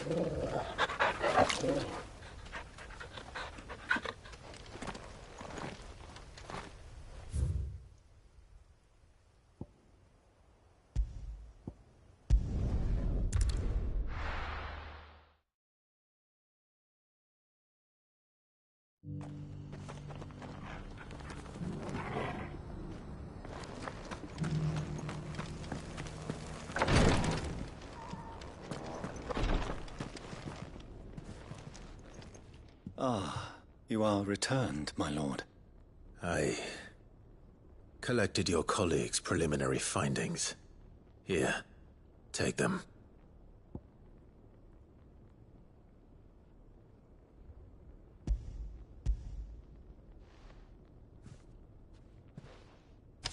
My thanks. I shall study them, and inform you forthwith if I discover aught that might aid you in your fight against Ultima. Cyril, your survey party suffered several losses in Kretov. Losses which could have been avoided, had the others not chosen to complete their work, instead of saving their friends. Were these your orders? No. This was their choice. Every Undying devotes his life to the service of the Phoenix. It is our sole duty, and should we die in discharging it, so be it. Even when death is avoidable. My lord, I fear that this is not a point over which it would be fruitful to argue. The Undying have served the Phoenix for countless generations, and your opinion of our methods, however earnest, is not like to change them. We live to serve the Phoenix. Our very order exists for that purpose, and that purpose alone. Cyril, I know that you and your brethren answer only to Joshua, but allow me to offer you a word of advice. It does not further the cause of the Phoenix to have his loyal followers surrender their lives without good reason. Provide your survey parties with an escort, that they might live to do their duty for years to come. Think not only of how you can serve the Phoenix, but how Joshua would want you to serve him. Please. For all our sakes. I thank you for your advice, my lord. If you will permit me to respond, Our faith in his grace, Joshua Rossfield, is absolute. And we of the Undying will do what we believe is right to fulfill our duty unto him. As first shield to the Phoenix, I am sure you understand what it means to do one's duty. I do. Then we are of the same mind. And it is my hope that we may continue to do our duty together.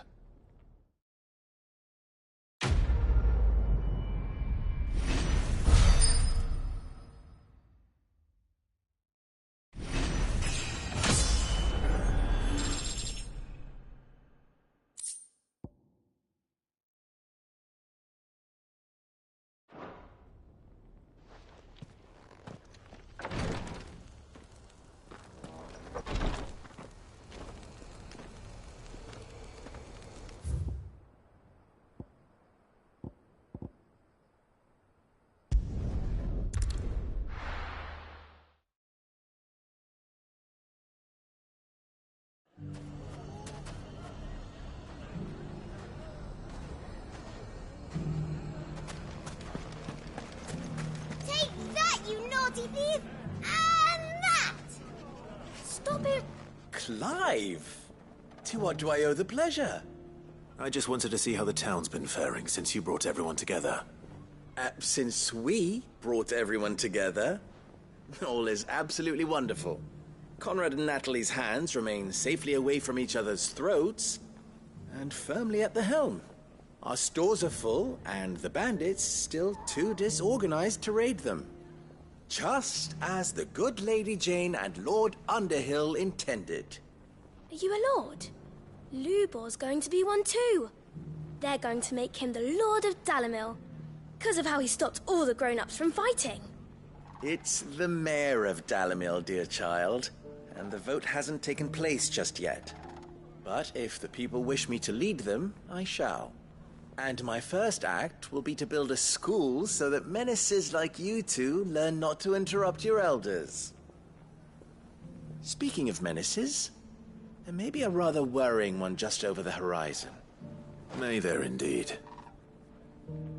I'm afraid the example Conrad and Natalie set in putting aside their differences and presenting a united front might have caught the bandits' attention.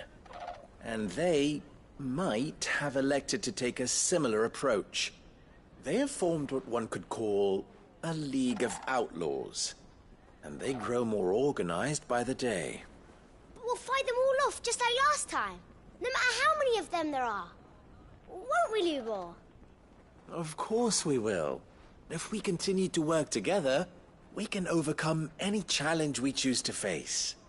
The longer we avoid facing this one, the more difficult it will be, until the only way to overcome it might be to run for the hills.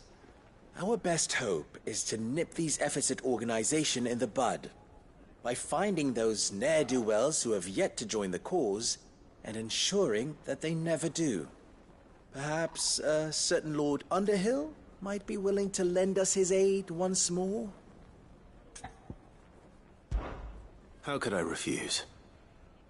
Thank you, my lord. Victor will fill you in on the particulars. I have him stationed by the desert gate, receiving and collating reports from my scouts. Such an amenable soul. He reminds me of you. I'll go and speak with him.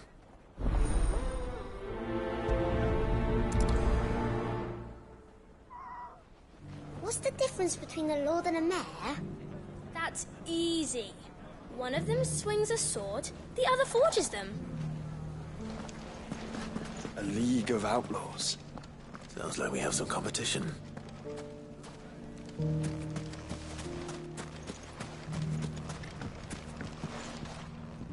Still in Dalimil, Victor? Ah, Sid. I thought you'd have returned to Cosnis by now. I did. Then I came back. I've developed something of a fondness for the place. And having worked so hard to see it saved from one fate, it would seem remiss to abandon it to another. A sentiment Master Lubor certainly isn't shy about exploiting. Hence my doing his bidding yet again. You're not the only one. What does he want you to do? He asked for my aid in putting down the bandits. And he said that you might be able to help me find them. Then you've come at just the right time. I was on my way to speak with Conrad about how to organize our forces. There are more camps in the vicinity than we can safely strike at once. But we must strike together, and we must strike soon at as many camps as we can. We can't give this league of theirs time to rally its forces. All right. Which camp shall I take? There's one upriver. Just out there, across the dunes. Leave it with me.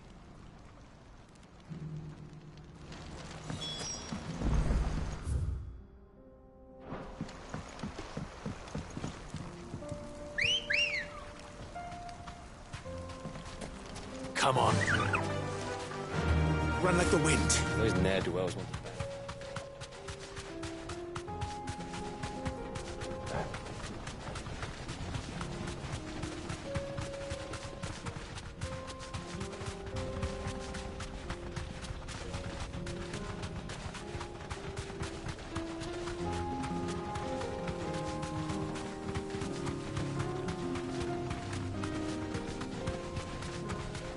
That must be the camp Victor mentioned. We make this quick.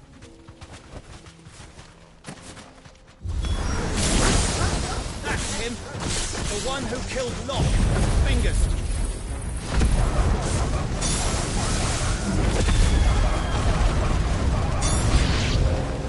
Take his head off! Ah! Get him!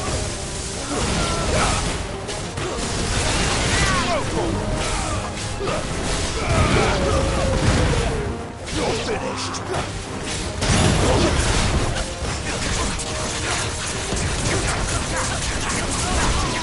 This one!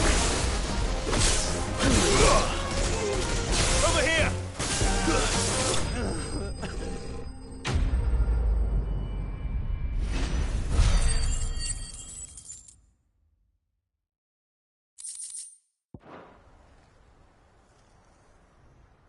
I'd better let Victor know. Sid, where are you? Ah, I see the bandits didn't pose you any trouble. No, but... that's not why you're here, is it? No. Something's happened. We need you back in Dalimil. What is it? The whole town's in uproar. They're saying that Lubor is a bearer. What? Seems that one of our parties wasn't as thorough as they should have been. They let one of the bandits escape, and his escape route took him right through Dalimil. Some of the children spotted him, and he was about to silence them. And when Lubor felled him with a bolt of magic, and without a crystal. But that's not possible. It is, if he's a bearer and has been hiding it all these years, which is what people are saying. If he has, well, I wouldn't blame him. No man is branded by choice. Still, all those people see is a man who's lied to them all his life.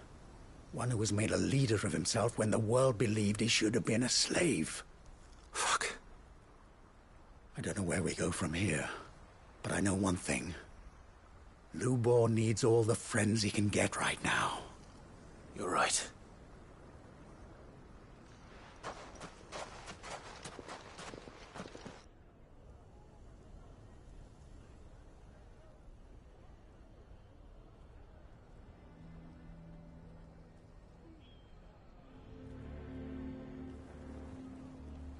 And now everyone knows. I made it a habit to keep a crystal close at hand for just such an occasion.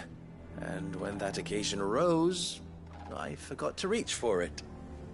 Well, it was bound to come out sooner or later. We're sorry, Lubor.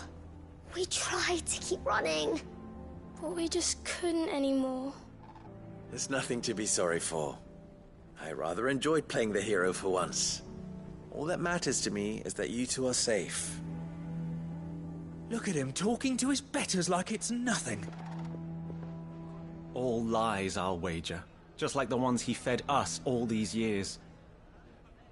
Once people make up their minds, it's hard to change them. We need to do something, and quickly. Convince the people not to let their prejudices blind them. Convince them that nothing has changed. That their enemy lies outside these walls, not within them. You're right. We should speak to everyone. I'm glad you agree. I'll handle the townsfolk. I'm a Dalmec born and bred. They listen to me. You head to the tavern. Make Conrad and Natalie remember who Lubor really is. They know that Lubor and I are friends. I might not make for the most impartial of interlocutors. Lord Underhill of Randalar's League of Merchants, however, is a trusted and impartial mediator of note. I'll do what I can.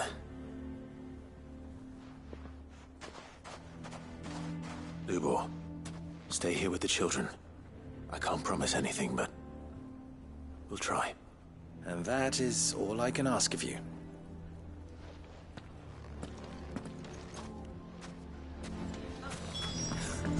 Why are you taking the bearer's side, Victor?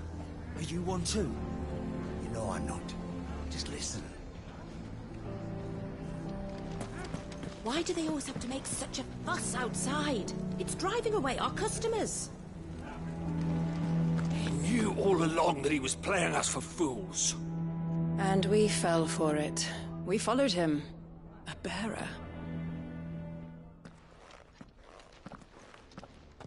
Forgive me for disturbing you, but could I have a moment of your time? I've seen your face before. As have I. Lord Underhill, wasn't it? Of the League of Merchants. That's right.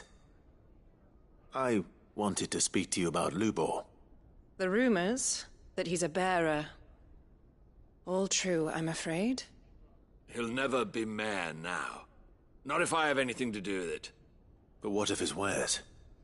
Bearer or no, his steel is highly valued throughout the Republic. In this, at least, he's done the town a service. Might that not earn him a little leniency? Leniency? He pretended to be one of us when he was laughing behind our backs all the while. I'm sorry, my lord, but he lied to us. He lied to you. He cannot be trusted. So what do you propose? Will you drive him from his home? Close his forge? Perhaps. That is a question for the people of Dalimil. And they will thank you not to get involved.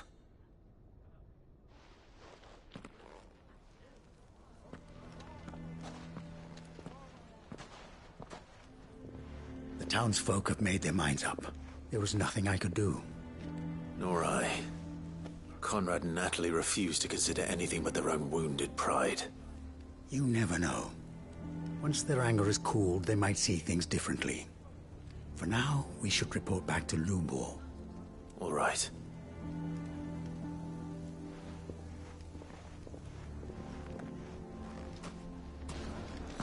Why the hell would Victor take the bearer's side?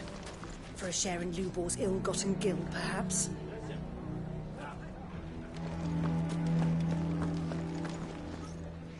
I assume the situation is hopeless? There's still hope.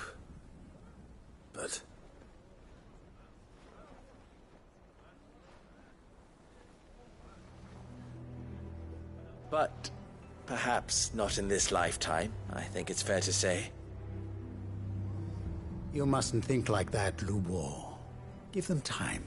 They'll come around. We'll talk some sense into them in the end, you'll see. No, you won't. And your efforts would be better spent elsewhere. But Lubor... Rosina would often tell me that steel does not lie, that a blade is a reflection of the smith who forged it. To yourself be true, that was her point. Rather an ironic one when you consider that her life was taken with a blade of her own making.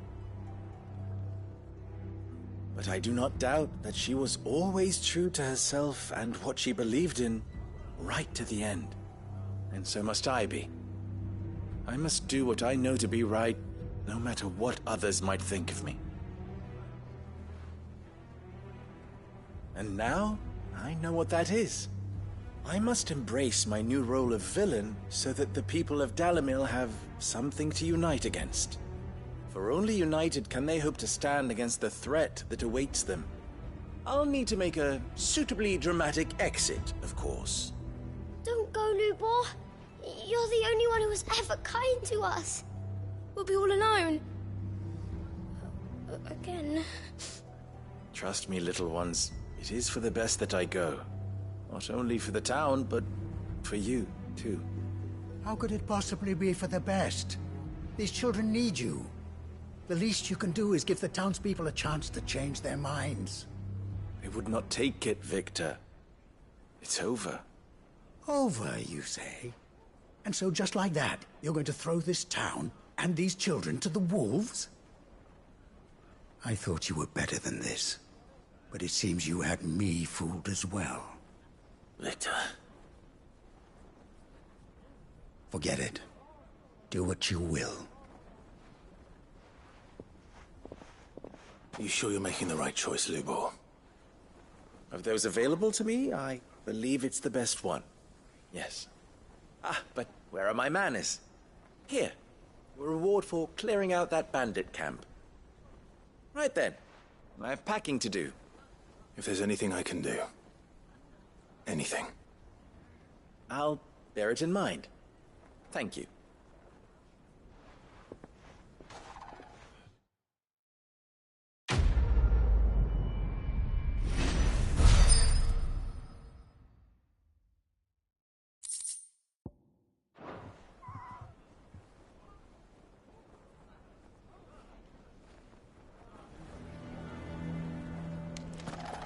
I'm going to go with him. Why is everyone being mean to Lubor? He didn't do anything wrong. Why didn't he tell us? If you're going to try and convince me to stay, save your breath. I will not put those children at risk.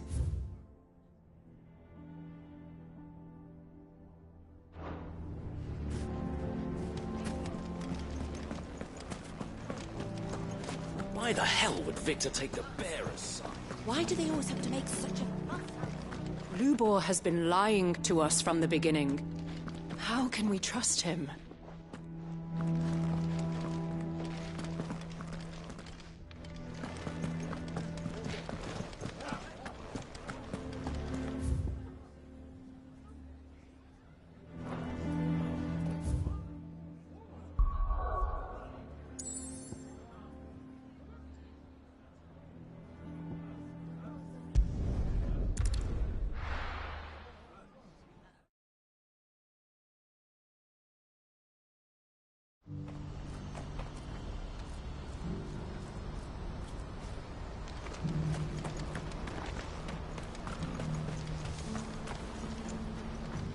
Ah, Clive.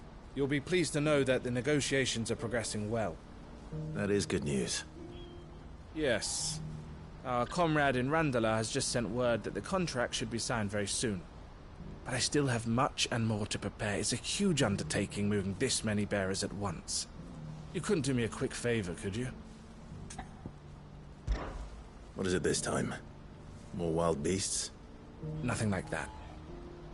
I just need you to go over to the caravans and ask El how long we have until the bearers arrive. Find out exactly how much faster I need to get all these supplies moved. All right. I'll go and ask. Thanks, Clive. I owe you one.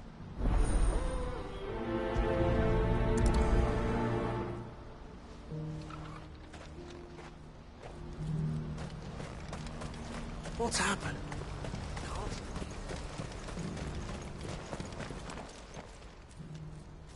Don't blame yourself, El. This is their fault, not yours. I know, but... No buts about it, all right?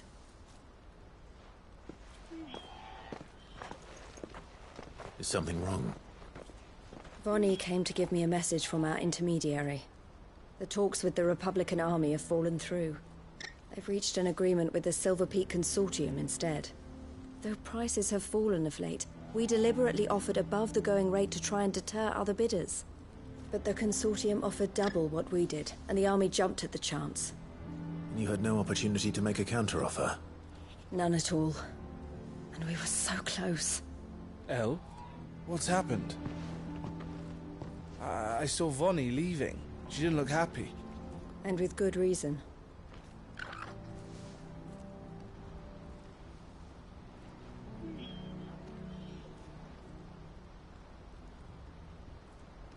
But I thought we were the only ones the Fist were speaking to about the bearers. How did the Consortium even find out about this? It's not so surprising. They have ears all over the Republic. This isn't over. The Consortium will have to sell these bearers eventually, and at the price they paid, buyers will be few and far between. I'm going to Randalar myself. Alone? You sure that's wise? Are you offering to be my bodyguard? How kind. Meet me at the checkpoint near the capital gates. I'll send an owl ahead and request a meeting. You go to Cashlock, Theo, and get everything ready. We've waited far too long as it is. Even if I fail to free these bearers, there will be others. Someone needs to prepare the place and keep any prowling beasts at bay. Oh, and that's me, is it? Well, it looks like I'm following orders till she gets back from meeting the Silver Peak Consortium, who've been doing their best to undermine our scheme. She'll never join them after this, surely. No, she said it herself. She still has plans for Cashlock, even if this one falls through. She means to stay with us, then. I can't say I'm not happy to hear it, but... is this what she really wants? You have to trust her. You're right. It's what she wants now. And if Elle's off fighting for the cause, I should do my part too. So I bid you farewell and safe travels, my friend. I'll gather my men and leave for Cashlock. We'll make sure the place is well stocked and defended. You go to Randalar and see if you can stop my sister biting the Consortium's heads off. If she won't consider her prospects, someone has to. I'll do my best.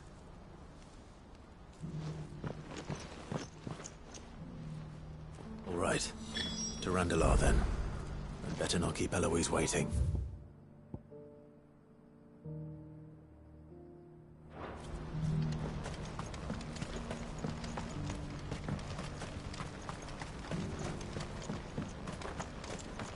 I hear the brothers found it.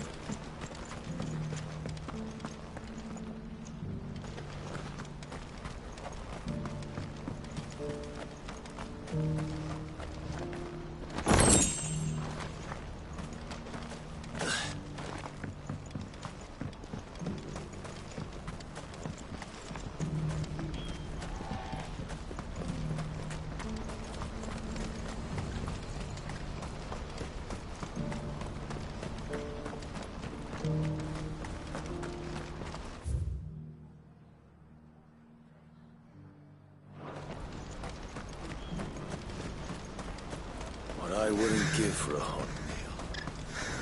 This is the end of it. When are they gonna let us through?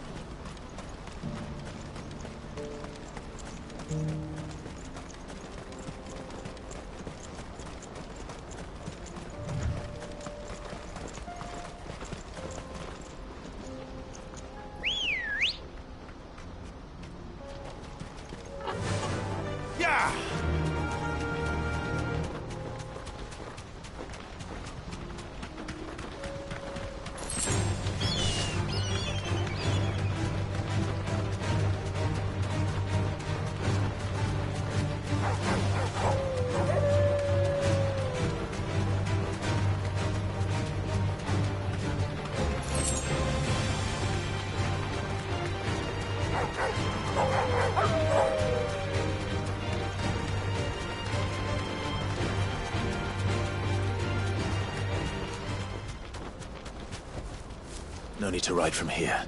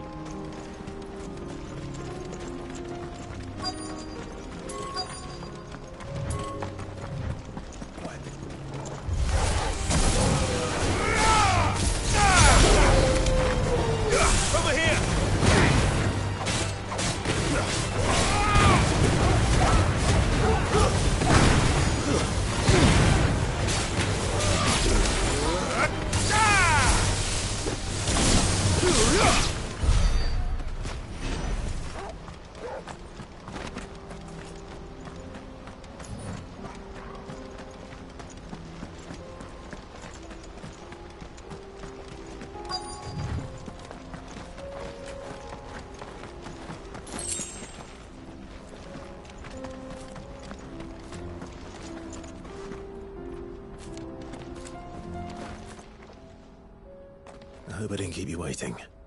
Did you arrange to speak with the consortium? Here they are now. You wish to consult with me? I did. It's about the bearers you recently purchased from the Fist. We had all but finished making arrangements to buy them ourselves, and then you stepped into the fray. You misunderstand. The consortium had an interest in purchasing them from the very first. It was only our regard for you that kept us from bidding. But your hesitancy in accepting our offer to you suggested that the regard was not mutual. And so we resumed our business. I did not hesitate. I am simply not inclined to make such decisions without first giving them due consideration. But what is done is done. Come then. How much do you want for them? Alas, you are too late yet again. We rarely take on such unconventional merchandise without a purchaser in mind. The bearers belong to him now. Who is your buyer? A trader from across the water. A most demanding fellow, if it's any consolation. He insisted the bearers be fed, dressed, even given their own bunks for the voyage over. That's what you get when you deal with continental types. I wouldn't know. Oh yes, the culture on the continent is quite different to ours. They pay good money for bearers not fit for the knacker's yard, and treat them like kings. But as long as they pay... That does sound unusual. No matter then. If they've already left our shores, there's little that can be done. Allow me to withdraw my interest. And with it, my interest in joining your organization. My associates will be sorry to hear that.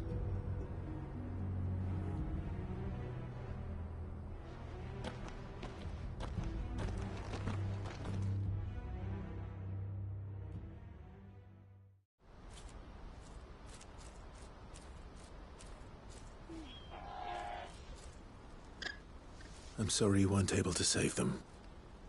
As am I. But I only have myself to blame. He was right, you see. The Silver Peak Consortium did intend to buy those bearers before I did. Their representative hinted at a possible purchase when he came to recruit me.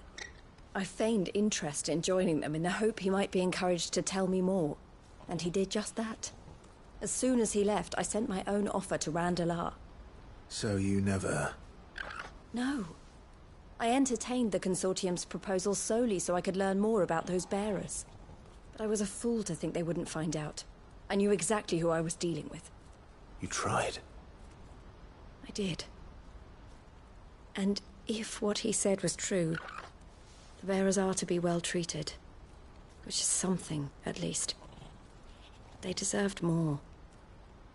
I wanted so badly to see them freed. Eloise! Eloise! Word from Cashlock. The village is under attack. A pack of beasts have come down from the mountains, and there's a dragon at its head. Theo and the others are trying to hold them off as best they can, but the odds are against them. They need help, and fast. Theo! I'll go on ahead. Thank you, Clive. I'll gather some men and join you there. Just... make sure he's safe.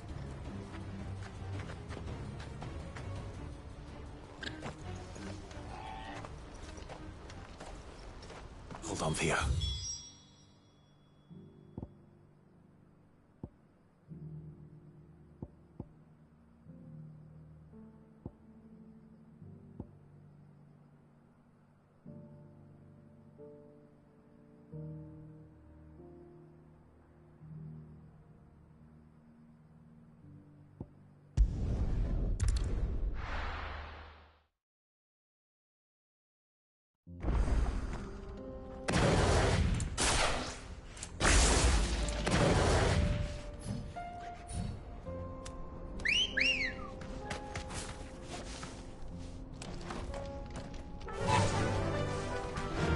Faster!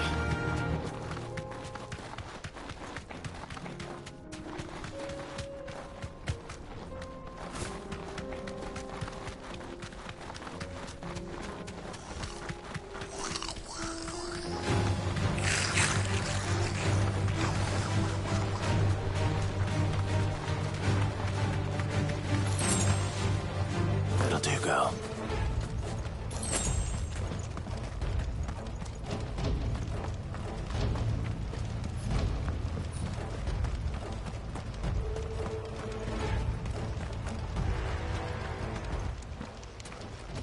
Where's Theodore?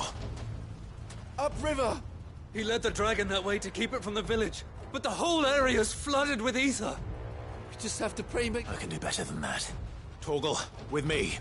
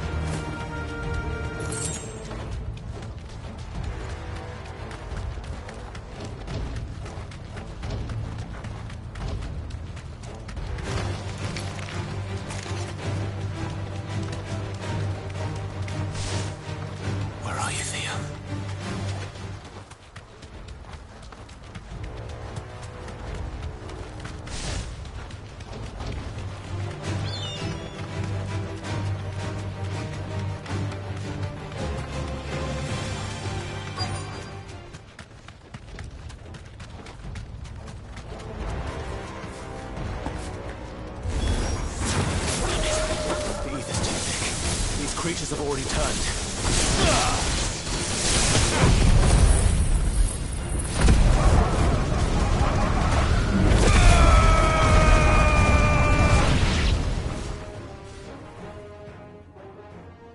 I can't waste any more time. I need to find Theodore before that dragon does.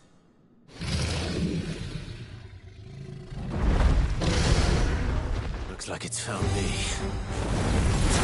This thing's turned as well. This isn't going to be easy.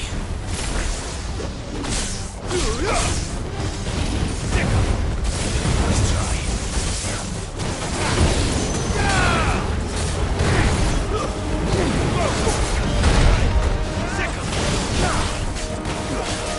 Over here!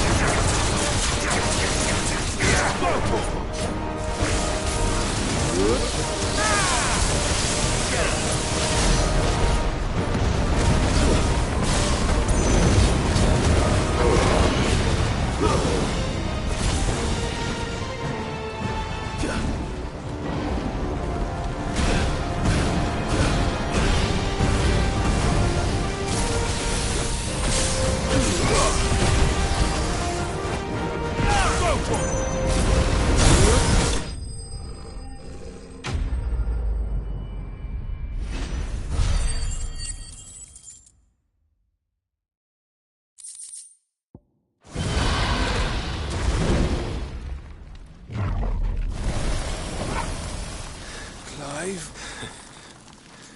Theodore, you had me worried for...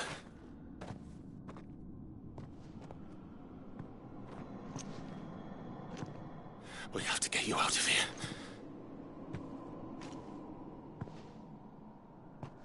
I think it might be a little too late for that.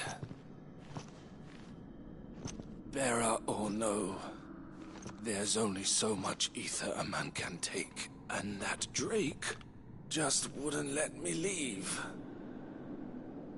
You have my thanks, Sid, for finishing what I could not. For keeping Elle's dream. Theodore!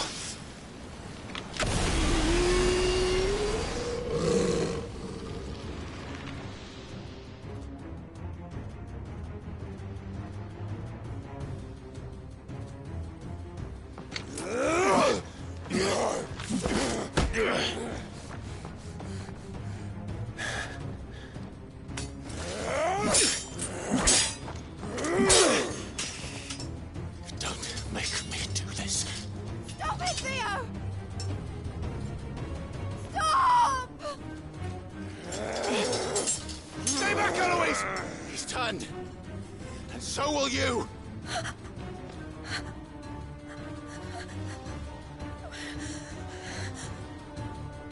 Elle. Theodore.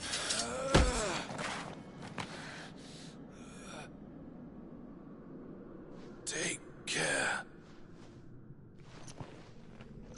of my sister.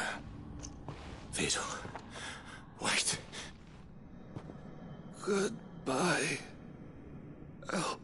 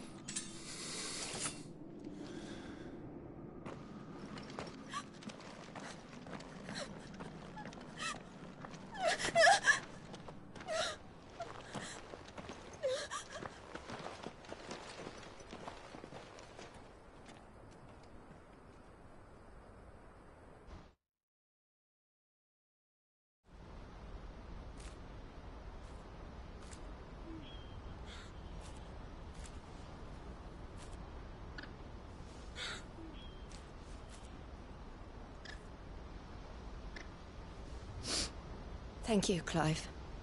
I think I'll be all right now. That was true bravery he showed. Leading the dragon away from the village like that. His first instinct was always to protect people. To put others' well-being before his own. And now he's gone. Because I sent him to that place, against his will. It wasn't against his will.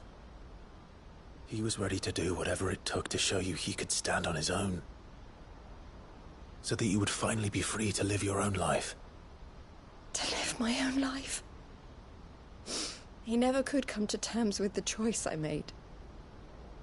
What exactly happened?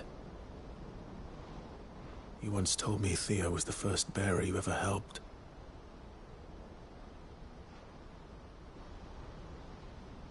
We grew up in Canva. We were born to one of the great trading houses. And I was chosen to inherit the family business. I had my father's head for figures, you see. Theo did not. While I studied the art of commerce, he played at soldiers instead. A late bloomer. In more ways than one. For unlike most bearers, it wasn't until his 15th summer that his powers awakened. My parents tried to drive him out of the house and into the care of the constables. But before they could, I took him into mine. Theo told me something else. He clearly admired your devotion to the cause of freeing others like him from slavery. But he said you deserved a better life than this. He wanted to free you from what he called your bonds, just as you freed him from his. I would be lying if I said I had not wondered from time to time how much easier my life might have been if I had allowed Theo to be taken and devoted myself to the family business instead.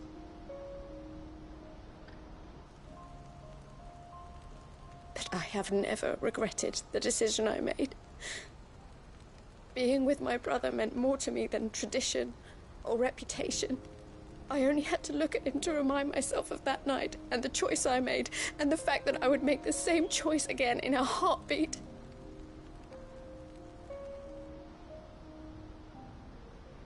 He was never a burden. How could he even think that? If anything, I was the one who weighed him down. You weren't, Eloise. He said it himself, that he had always been grateful to you for saving him, and that he wanted to repay you by letting you live the life you were denied. Neither you nor Theo weighed each other down. You loved one another.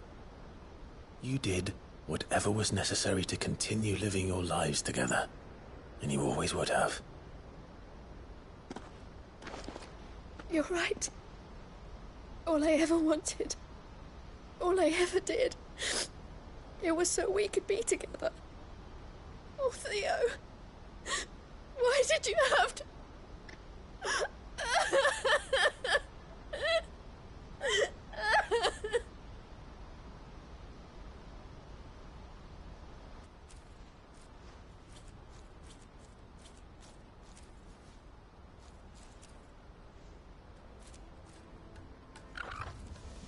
I know Theo wanted me to move on, but I'm staying here at the Crimson Caravans to continue our work.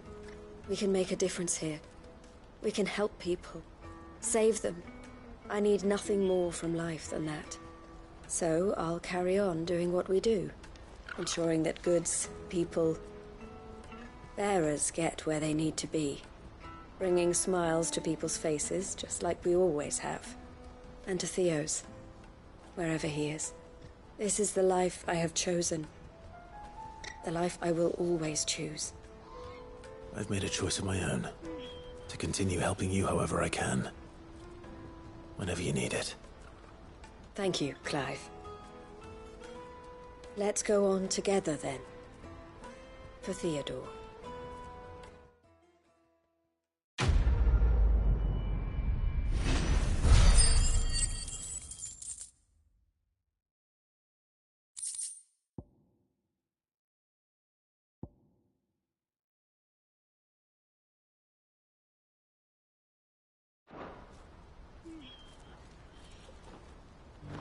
The Crimson Caravans is my family business now, and I would not exchange it for the world.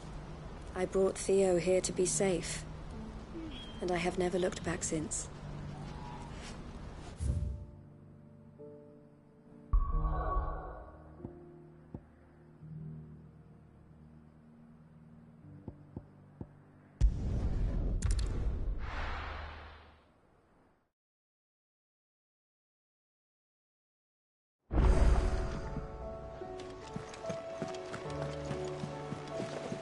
Covered in nicks and lumps.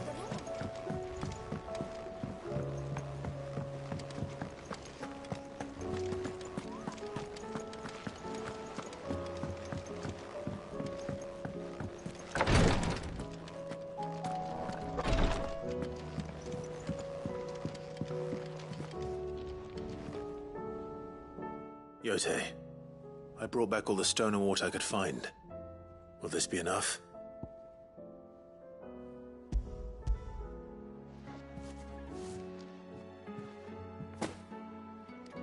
Yes, my lord.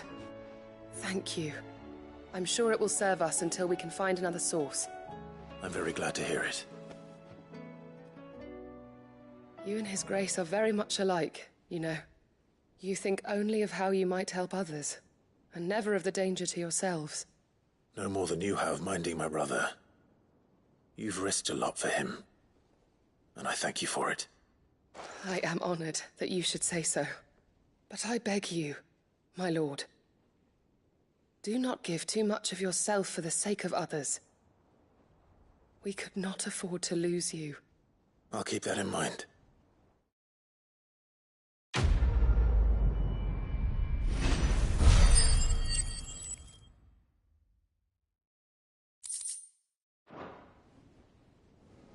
You and your brother really are alike, my lord.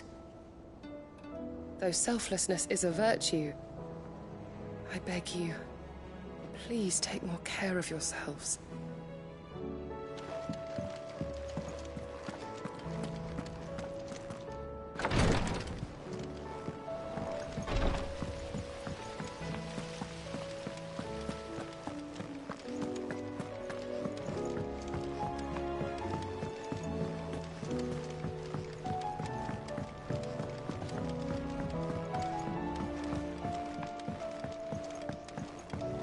With Canver in the hands of Akashic, we'll need to find another port. Preferably... Ah, Sid! Wasn't expecting you back so soon. So, is it good news or bad?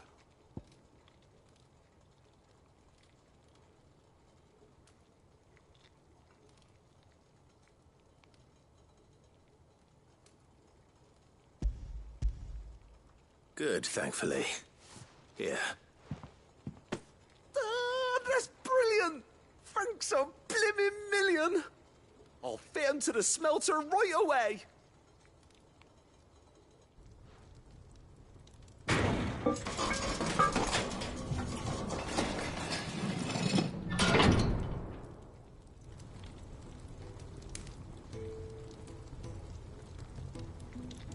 May I present to you the Telemon Furnace! Ain't bad, is she? She's a beauty. You saved my bacon again, Sid, and I ain't about to let your good deed go unrewarded. It's fine, really. My bag's flexible enough already. Oh, don't say that. I'm sure I can make a few improvements to it yet. You could just buy me a bigger... How about that clasp? It looks a bit stiff. Reckon you could loosen it up and make some more room? And I reckon I know how. With a new alloy we've been working on. The Telemon Furnace was just what we needed to perfect it. It's a metal, see? So it's lovely and strong, but it's also, well, stretchy, if you can believe it. Stretchy metal. Well, if you insist. That is the spirit. You'll love it, I promise.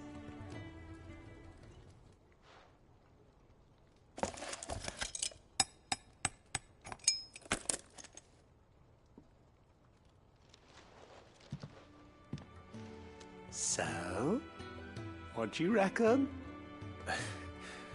It's actually quite ingenious. Thank you, Owain. Shh, don't mention it. You earned it. And I wanted to get some practice in using that metal anyway.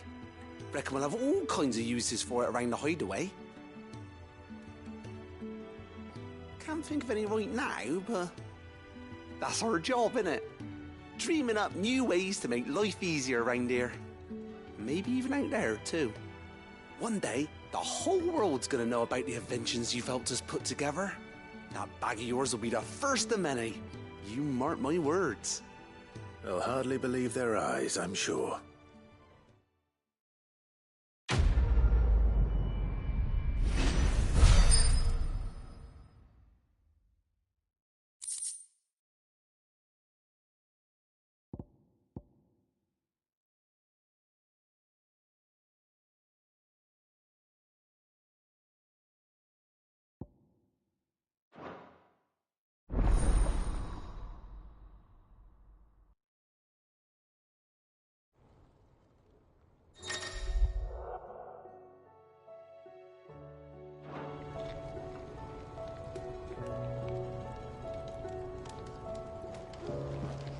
Right then, let's get back to work. These world-changing inventions ain't gonna invent themselves.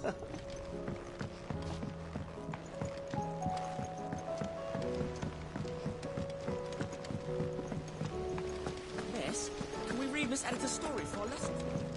Canva lost? It can't be true.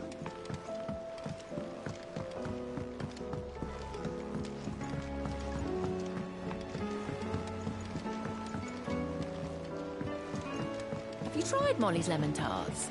I've never had anything so.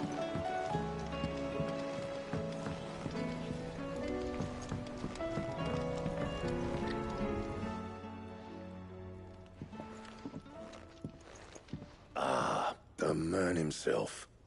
We were just about to make a start on that sword I promised you.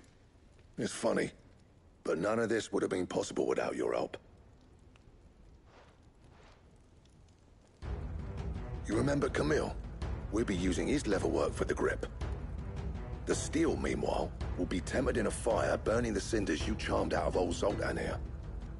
And that whetstone from the Outer Isles, that'll be what gives the blade its edge. And the final flourish will be my talented colleagues' engraving. A team effort led by the greatest blacksmith alive. Now, save that talk till the thing's finished, yeah? Right. I'm ready if you are. To the bellows it is, then.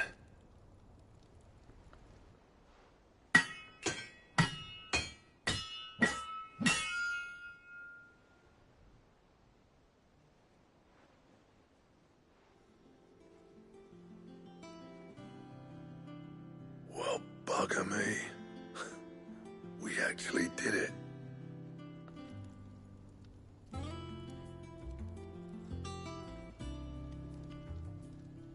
The sword to end all swords.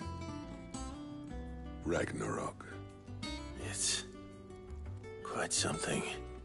I trust you'll take good care of it. Thank you. Both of you. So, does this make you pair the greatest craftsmen alive, then? This? Nah. This was just following the footsteps of the greats of old. It'll take more than that to earn us our place in history. But we're up for the challenge. Here. A list of materials. Zoltan and I got talking on the long road back from Dravoist. We reckon with those items there, we could craft something even better than the Ragnarok. Something worthy of a legendary outlaw like yourself. That's a weapon I'd like to see. You leave this list with me. I was hoping you'd say that. One legend at a time, eh, lads? Before you start on the next, who fancies raising a cup to friendship reforged? Good idea. No more drinking to forget my past. It's about time I had something to celebrate. Then tap the kegs! Vulcan's boys are on their way!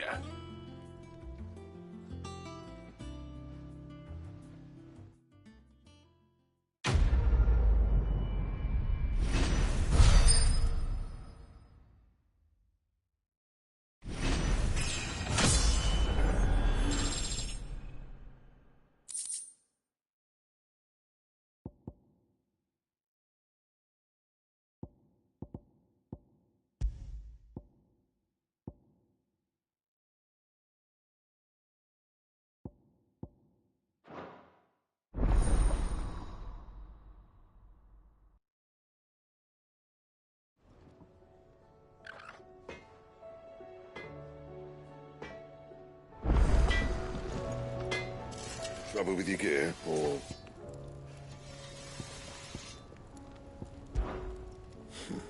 I never thought me and Zoltan would ever speak again, let alone work together. And if it hadn't been for you, we wouldn't. You've been a good friend to me, Clive. The best. What do you want?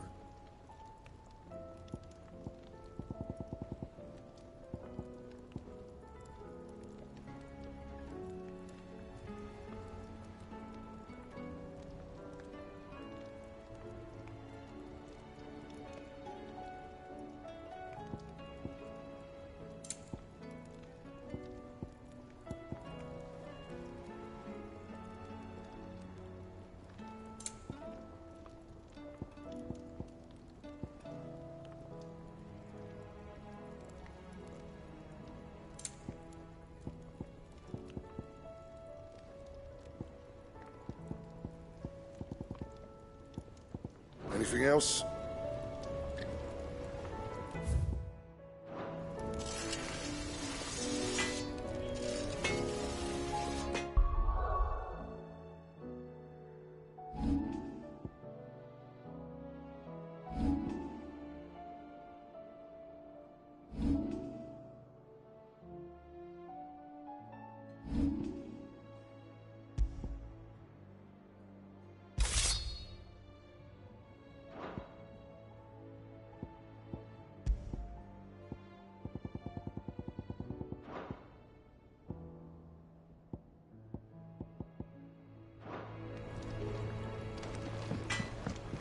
Do you reckon we finally got to the bottom of Blackthorn's troubles then? That'd be something, eh? Though he wouldn't be Blackthorn if he didn't give us the odd scale. No need to thank me for the sword. I'm happy just to be here. You've built a fine home for yourselves, and I can see why Blackthorn's so taken with it. Look after the old bastard for me, will you? I'll be off soon, but next time you're in Dalmekir, be sure to pay me a visit. Snotty will let you in. The stew's awfully thin these days.